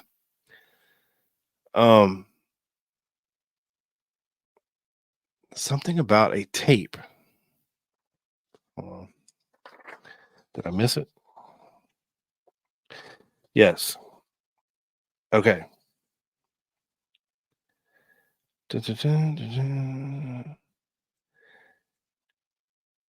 After this meeting with your attorney, Hugh Exinixios, I can't pronounce that name. That's not a good name. Lynn Loisel and yourself were recorded, in which we have discussed what happened to the tape recording that was made at that time. Did you go to any law enforcement agencies with it at that point? He says, after the discussion, the tape had been sent to several law enforcement agencies. One copy had been sent to transcript plus a statement with my signature on it had been sent to the U.S. Attorney General, and another copy to the New Orleans Attorney General, and another copy was given to Langridge in Jefferson Parish. Now, this tape, Hugh Exinixios, my attorney, I believe, tried to sell the tape to the news media or whatnot, and he was not successful. Why was he trying to sell it? He said, well, he pressed for money, I guess. I would like to cut that, if I could, please, from the interview, which, of course, they did not. Don't worry about that, he said. Now, let me ask you this. An offer was made for you to testify and that you interpreted it as a bribe, and you were supposed to testify to something which was not true. Why didn't you accept the offer? He says, because I wouldn't morally feel right knowing that I lied on the stand, plus taking the chance of being charged with perjury. They asked him, but you did consider it at one point, did you not? He says, no, I didn't. I considered it to the point of telling the truth and giving a blank check on my mind to hypnosis, sodium pentothal, and a lie detector test. You never considered taking what you consider to be a bribe? No, sir. Now, after the DA's office, the New Orleans DA's office, found out about the tape recording that had been made, what happened? He says, they came to my house. They came to speak to me. Who? Lynn Loisel and Lou Ivan, and I invited them in. I was shocked to see them after what had taken place. Loisel said, "You know, Al, something illegible." And I said, "What do you mean, Lynn?" And he said, "Well, I don't care to go into it." He said, "But when you play dirty politics, you get hurt. And if you want to play dirty pool, we can play, motherfucker. You were getting, but you're going to be getting hurt in the end." Yeah. We just came Eight by. ball side pocket. We just came by to confirm that you did make these statements to several law enforcement agencies about the bribery attempt. Yeah, and they left out the door again. I was motioned to come back inside. This time my wife was listening at the front door. Now notice, Bobov at this time says he has a wife in 1967. Okay? Keep that in the back of your mind for a second. Okay. And I said, "Not really. Lynn, you wanted me to testify to something that wasn't true. You wanted me to give testimony. You didn't want to give me anything back. You wanted to make a deal. You wanted to make false information. I was willing to give you a blank check on my brain for a small return favor. That's all. And you didn't come through with nothing. I tried my best in good faith to help you out, and you had nothing for me there at all." And he says the same conversation I'm talking about took place outside after we were talking about the dirty politics and everything that had been played. Loisel got quite upset and said, "You know, Al, I don't want to get in trouble over this thing. It was Lou Ivan talking." Correction, no, I am sorry. Lou Ivan said, "I don't want to have any of my investigators arrested or picked up for any reason that you might think might be a bribe or anything." And I said, "Well, Lou, wasn't that what it was?" And they said, "Do you want it to go down like that, Al?" And I said, "No. What can I do about it?" He said, "Well, come on down to the office tomorrow and we'll talk about it." And I said, "Okay." Then Lynn Loisel started talking again and said, "You know, Al, if anything happens out of this, you're going to get a hot load of lead." And I said, "What do you mean?" And he said, "Just what I said. You're going to get a hot load of lead. In so many words, I don't care to comment on over the air." "Did they threaten you with anything else?" He says, "No, but that alone." When he pointed his finger at me and said, "You're going to get a hot load of lead up your ass," he stopped short. So they threatened to stick a gun up his ass and fire it off, Joe. A hot load of lead. Not a hot load of something else, which I'm sure he preferred. But we'll get there, I promise. Yeah. And thank you, Scott, so much. Oh, yes. Thank you, Scott. Nice to see you. Now, did they attempt to hold anything over you? Al said, "They got some pictures of me. They said they would hold over my head if I came out with this. They threatened to give these pictures out like they were going out of style if I came out in the open and said these charges of bribery." Do you know if they had these pictures or were they just saying they had pictures? Al said, "I know they had the pictures." "Where did these pictures come from?" Answer, "Out of my personal possessions." "These are pictures taken from you?" And he says, "Yes, in 1963 and held ever since then. And for all I know, just for an occasion like this." So what do you think they took out of Ferrie's apartment, Joe? Probably a lot of pornographic pictures of people in compromising positions doing compromising things that they shouldn't be doing. Yeah, which included Bobarf in a picture. Yep. Ding, ding, ding. Winner, winner, chicken dinner. So basically, he went to the meeting, right? And he says, would you say they are pictures showing you in a somewhat compromising situation? Bobov says, yes. "They are pictures you would not want displayed on the street?" He says, correct. Yes. "What happened after this meeting?" Al says, "I went up to the office the next day, and I guess you could say I was forced in having this stuff held over my head and threatened to sign a statement to the effect that I didn't hear their attempt to bribe me or accept money for information for a guaranteed job on an airline. So I signed the statement stating that no bribe attempt was made. I didn't understand this trade for information and job and money to be a bribe." "Why'd you sign the statement, Al?" "For fear, of course. Number one, my wife, the care of my family, and number two, the pictures. You say they threatened you? Did they threaten you in the office that day additionally? No. How long were you in the office, Al? 6 hours. Did you have an attorney present? No. Did you ask for an attorney to be present? He said, they preferred I didn't bring him up here.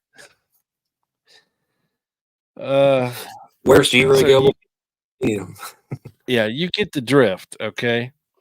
So the bottom line of this incredible bribery and blackmail drama did actually go somewhere, okay? And it's very long, and I'm not going to read it all, but I will give you the conclusion, okay? He ended up taking a lie detector test and was asked a series of questions like, did you ever know personally someone named Clay Shaw, Clem Bertrand, or Clay Bertrand? No. Did you ever know a man named Lee Harvey Oswald or Leon Oswald personally? No. Did you actually believe Loisel attempted to bribe you to give him false information concerning the assassination? Yes. Did Loisel threaten you, in effect, to put a load of hot lead up you if you ever accused him of bribery? Yes. Did Loisel threaten to circulate compromising pictures of you if you ever accused him of attempting to bribe you? Yes.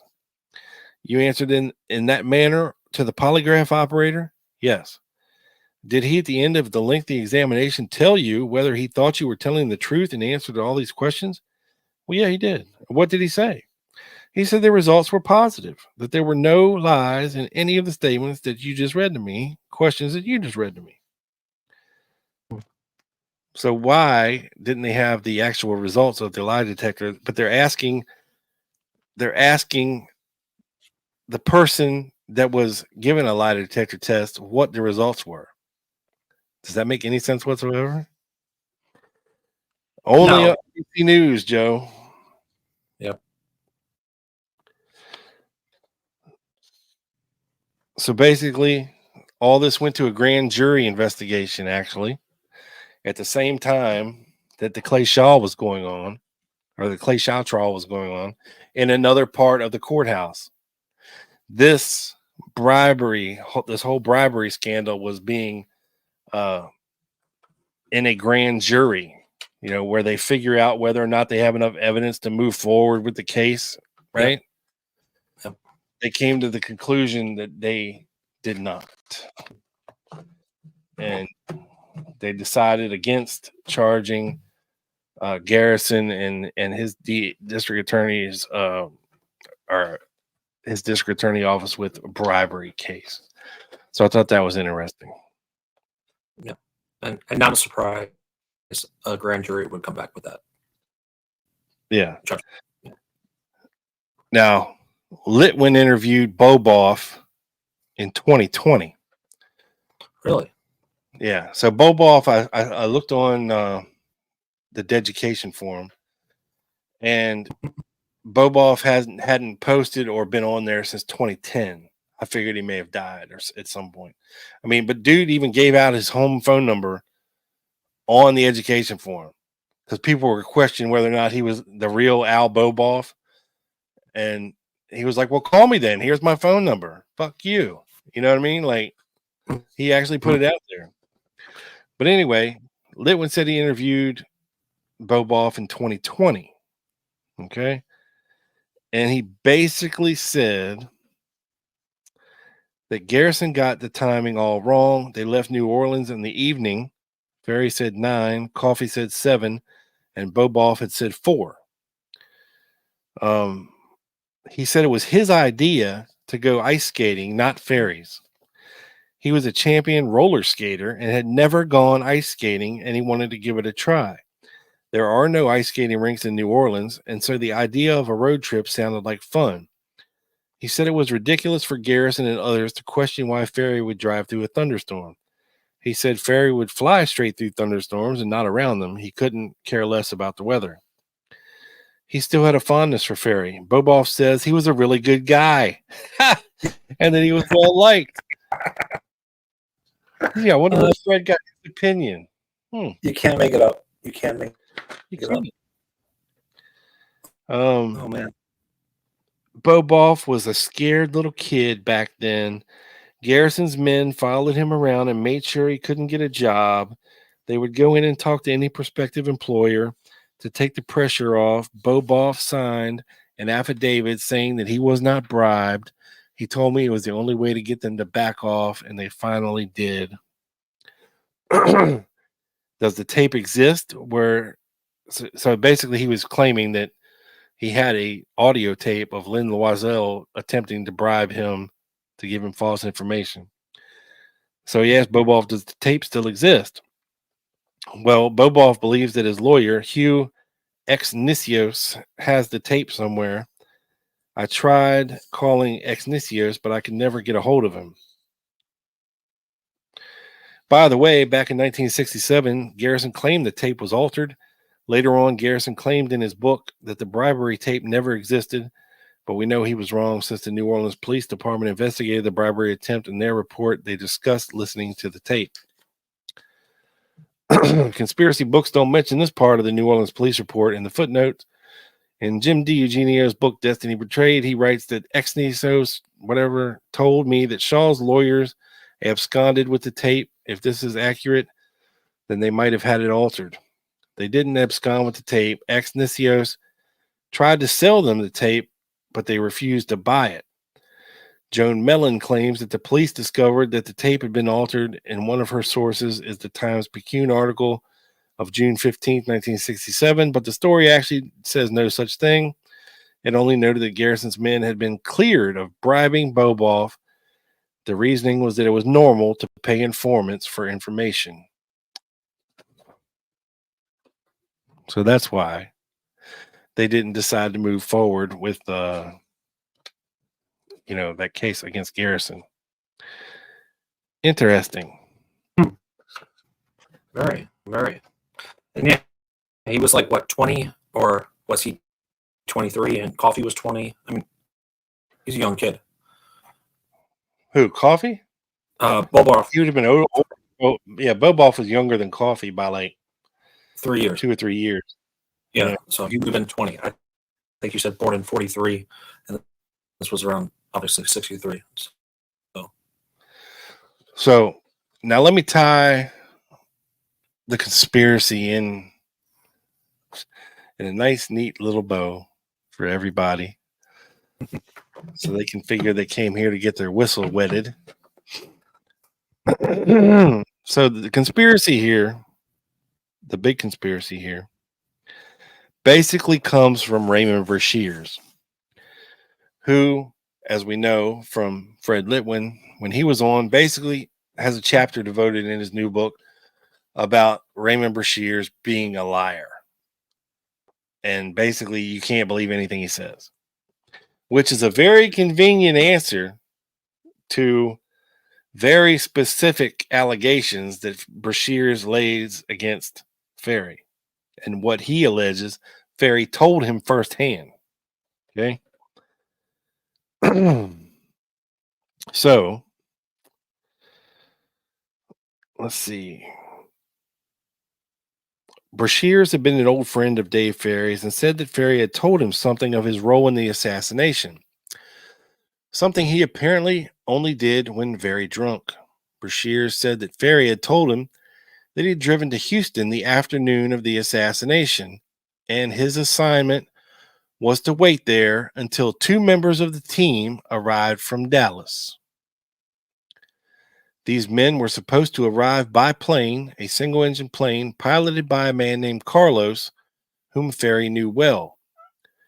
Ferrie was then supposed to fly the 2 men in a different plane to a distant location, like we looked in the map, possibly Mexico or Cuba or South America. And maybe leaving from Redbird? Well, that would have been where this Carlos guy would have flown out of and flown them to Ferrie. Right. Yes. Ferrie told Brashears he had done what he was supposed to do and gone to wait for Carlos at the ice skating rink in Houston. Okay. But that it seems there had been a change of plans because Carlos never showed up. which would explain Ferrie's actions at the ice rink and being consistently on the phone, staying there for an hour and a half, and then leaving, saying that he was going to be back all weekend, and then never showing back up, ever. Brashears said that Ferrie never told him who had given him his orders, but that Ferrie had described this Carlos as a Cuban exile. Garrison and his team also later found out that Ferrie had not even gone ice skating himself, but instead spent the entire time making and receiving calls at the payphone there. The manager of the ice rink, Chuck Roland, remembers Ferrie loudly introducing himself several times in between calls. "Hi, Chuck, it's David Ferrie again over here. The guy with the fucked up eyebrows and the red rug on his head. Remember me? We just met like 5 minutes ago." You know what I'm saying? Like, I know you remember. You know, I'm not that hard to forget. Garrison also discovered that after traveling to Houston, Ferrie continued on to Galveston, Texas, and was there when Jack Ruby called the night before he killed Lee Harvey Oswald. Let me read that again. Ferrie continued to Galveston and was there when Jack Ruby called the night before he killed Lee Harvey Oswald. So apparently Jack Ruby called Galveston the night before he decided to kill Oswald. That's interesting. Ferrie told investigators from Garrison's office that on his way back from the Texas trip on the afternoon of the 22nd, he stopped at a friend's in the town of Hammond in Louisiana. When asking who this friend was, initially he did say, but later said it was a friend who would rather remain anonymous. Why would Ferrie be stopping in Hammond? Well, maybe because none other than Clay Shaw had a home there. Conspiracy, fluff buff. Brashear's story of Carlos the Cuban pilot reminds me of a story told by the author of several JFK assassination books, Matthew Smith. In the early 1990s, Smith was contacted by a man named Hank Gordon, not his real name, who said he had worked at Redbird Airport in 1963, Joe. Here we go. Gordon said he was a plane mechanic, and in the weeks leading up to the 22nd, he had worked on a plane which had been sold to a buyer via telephone. The plane was a DC-3 single engine, and Gordon was to check the plane and make sure that it was ready for the closing of the sale. The buyer's pilot also worked with Hank on the plane. In the time they worked together, the pilot told Gordon he had been born in Cuba and had been a pilot in the Cuban Air Force under Castro. He also told Gordon that his boss, the buyer of the plane, was a U.S. Air Force colonel. The work on the plane was supposed to be finished by the evening of Thursday, the 21st of November. That Thursday afternoon, Gordon said the pilot had been chatting of this and that when he suddenly turned serious and told him that they were going to kill the president. When Gordon asked him what he meant, the pilot told him that he had been a mercenary pilot hired by the CIA involved in the Bay of Pigs operation. He added that there was a lot of anger amongst those involved in the failure of Kennedy in sending out air cover. He said that they would kill not only Kennedy, but Robert Kennedy and any other goddamn Kennedy who became president. Gordon and the Cuban did not manage to finish the work by Thursday evening, so they were still working on the plane on Friday, the 22nd of November, which could possibly be the reason, Joe, that plane never made it from Dallas to Houston.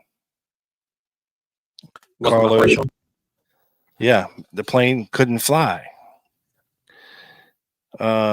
By lunchtime, though, they were finished, and as Hank was setting out to where the plane was, he heard from a friend that JFK had just been shot. When he reached the plane, the pilot was getting ready for departure, and when Gordon told him what had happened, the pilot said that he had told him this would happen. Remember? An interesting point is that the pilot also told Gordon that his boss was to return to Florida, an important place in the assassination regarding the Cuban exiles. Smith surmises that Gordon had unwittingly worked on the very plane that was used as a getaway craft for the assassins. It strikes me that Gordon's Cuban pilot could be Ferrie's associate Carlos. Although it is impossible to know for sure, Brashears was another witness who had seen Shaw and Ferrie together. He told Garrison that he had first met Shaw in '65 at a bar at the French Quarter.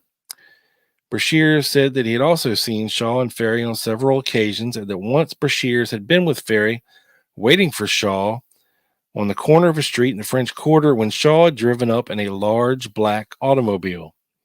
Shaw got out, gave Ferrie a brown envelope, looked in Brashears' direction, and told Ferrie that the FBI was looking for Brashears, and then drove off again. Brashears said that after Shaw left, Ferrie opened up the envelope, and it was full of cash.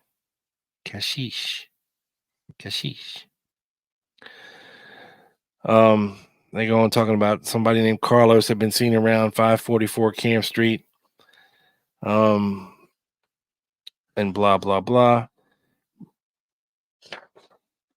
So I just thought it was interesting that there's your conspiracy theory, that how all this stuff could possibly be tied together in one form or fashion or another. I don't think it was Carlos Bernier, NK, and I don't think it was Carlos Quiroga. There is mention in the documents of a Carlos Lopez, but I have no idea who in the hell that is. I think it was some type of colonel or major. And of course, Larry Hancock has done a ton of great work on that. And I think maybe the guy you mentioned with the alias was Wayne January, possibly, who was. Yeah, I don't know. Yeah. But then you hear, oh, but what about what's her face? June Cobb. Wasn't she at Redbird too in a plane? I mean, Well, everybody and their brothers and he's working on the planes. Planes supposed to fly. Who knows? Right. Well, there was rumored a woman in the car, I believe, and I remember vaguely, but for sure. I just think, Joe, that based on everything that we've heard today about the events from all different kinds of angles about what David Ferrie was up to during his lost weekend, what it sounds like to me, and this is just conspiracy Rob speculation here, is that something went wrong in Houston. And that it's quite possible that Ferrie and the boys were there on November 22nd and not the 23rd. That they were there a day early, right? According to the motel slip that was written over, they had them arriving there at 4 or 5 a.m. in the morning on November 22nd. And then that was changed later to the 23rd. And the only people that saw Ferrie at Marcello's trial was Marcello's lawyer and Marcello's secretary. So how much can we trust them? If, as to be believed, G. Ray Gill was balls deep in this whole thing. I mean, we all know the allegations from Beckham and all the shit that G. Ray Gill was in, and with getting people out of jail, dealing with mafias. I mean, he's representing these very powerful people. And he's got a lot of money. He's got a lot of access to money. He's a doer. He makes things happen. He fixes things. He's a fixer. It just seems to me like this something was supposed to happen that weekend that didn't happen. And Ferrie got real damn lucky that he dodged a bullet and it came back only to realize that somebody had dimed him out anyway. And he was being investigated by the FBI, but he squirreled his way out of it. There's even, when we were talking about the library card, Oswald's library card earlier, there's even a story from the Clay Shaw trial of a transcript from Jesse James Garner, where he was staying on Magazine Street, his landlady. She says David Ferrie came to her house asking about his library card, seeing if Oswald had left it behind. Why would she lie about that? Now she says this. She says that it happened on the night of the 22nd, which either way you cut the pie, that's not a good date for David Ferrie to be on her front porch. Okay. But if he didn't leave until 9 p.m., on November 22nd, he very well could have showed up there at 7 o'clock and been like, "Hey, have you seen? My name's David Ferrie. That guy used to live here, Oswald. Did he leave my library card or he's frantically looking for this thing." So it's just a lot to take in and a lot to think about when it comes to David Ferrie. And if only, and then Joe, you can talk about the death of David Ferrie. It's very mysterious timing, right? Because the Garrison thing is just ramping up. They're interviewing him. They kept him sequestered at a hotel for a couple days. They let him go. He comes back to his apartment, right? And then he does an interview in the middle of the night with a newspaper reporter. And this guy's walking up behind him, like Ferrie is complaining that he doesn't feel good, but the newspaper reporter said it almost seemed like he was putting on an act, like he was struggling, Mm-hmm. And then all of a sudden the next morning he's dead, laying in his bed, butt naked, eyes open, table full of pills with a copy of Edward J. Epstein's Inquest open to a page on the chair next to his bed. Yeah. Come on, man. Come on, man. Come on, man. And especially when you take into account Eladio Devalier's death within 24 hours of Ferrie. Yeah, and two typed letters in the event of my death. And guess what, folks?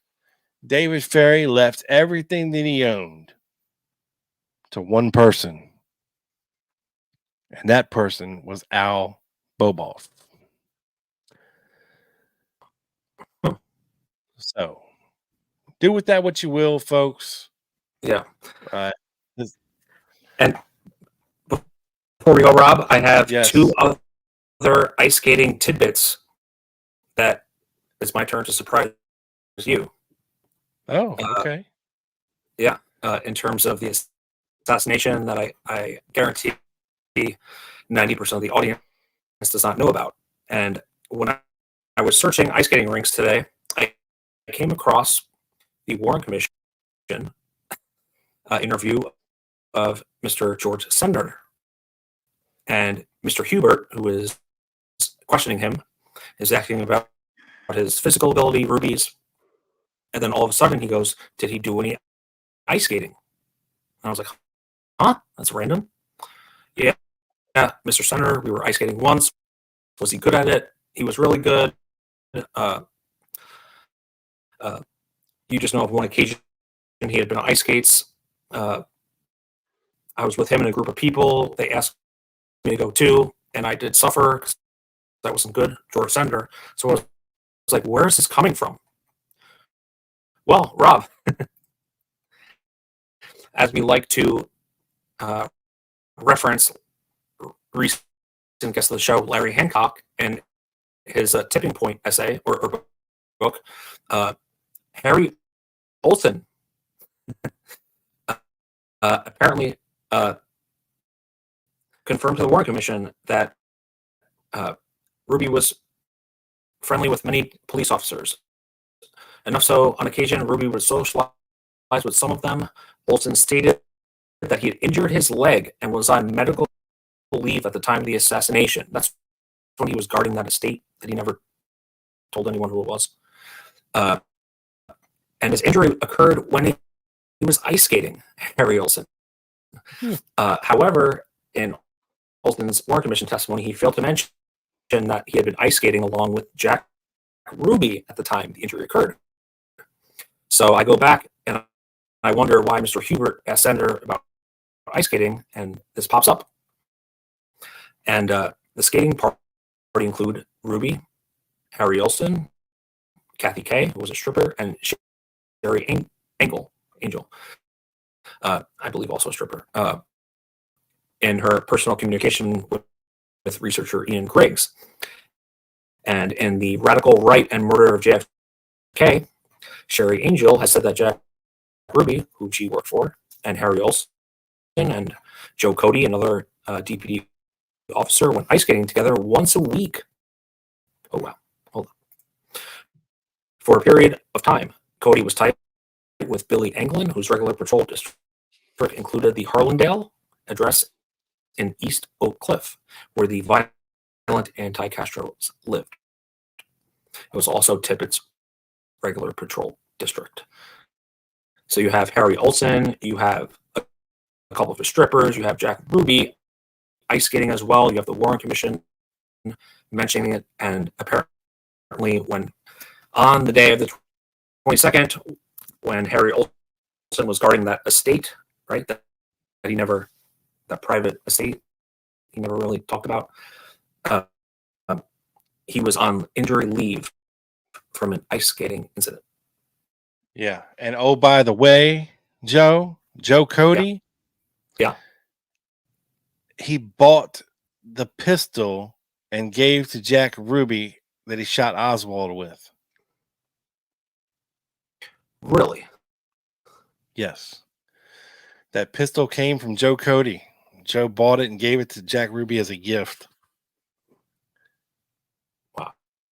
And they were all He actually used to go ice skating a couple times a week together. They would meet in the afternoons about 2 or 3 o'clock and skate for an hour, a couple times a week for a good period of time. They became very good friends, enough so that Cody bought Jack Ruby a pistol that he happened to shoot Lee Harvey Oswald with. Wow. And ladies and gentlemen, we did not plan this. I surprised Rob. I did not know of Joe Cody's that connection, but ice skating was a big thing, I guess.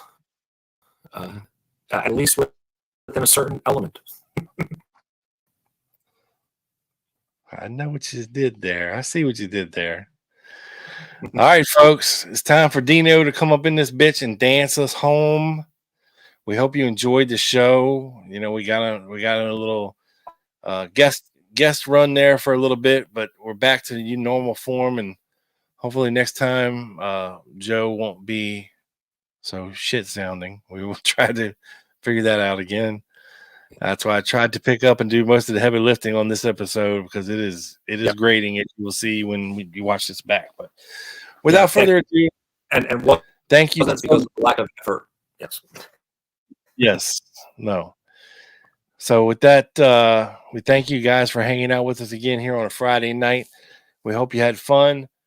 It was great being back with you guys and interacting again. And thank you for all the super chats. We greatly appreciate it. And if you'd like to support us even further and get some cool perks, check out the membership. Check out the membership section. There should be a join button somewhere where the subscribe button normally is. If you're already subscribed, it will say join. And then you can check it out and decide. We appreciate you either way. We love all you guys. Thanks for hanging out with us. And Dino. In parish prison. He dare not talk for the record, but he said, "Come to Bourbon Street and I'll show you what I think of the case."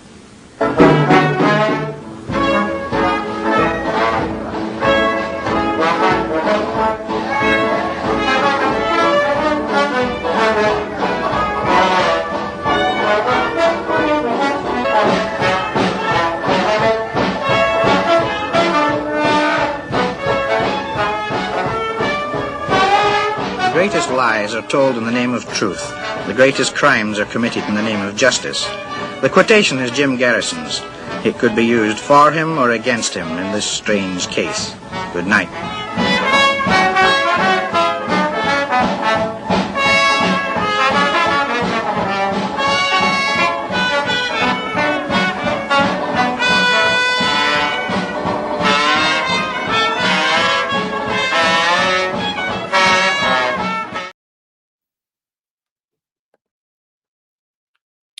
Well, that's awkward. Pop, pop, pop, pop, pop, pop, pop, pop, pop, pop, pop. Peace. That sounded horrible. All right, peace. Thanks, everybody. We'll see you later. Deuces. Later.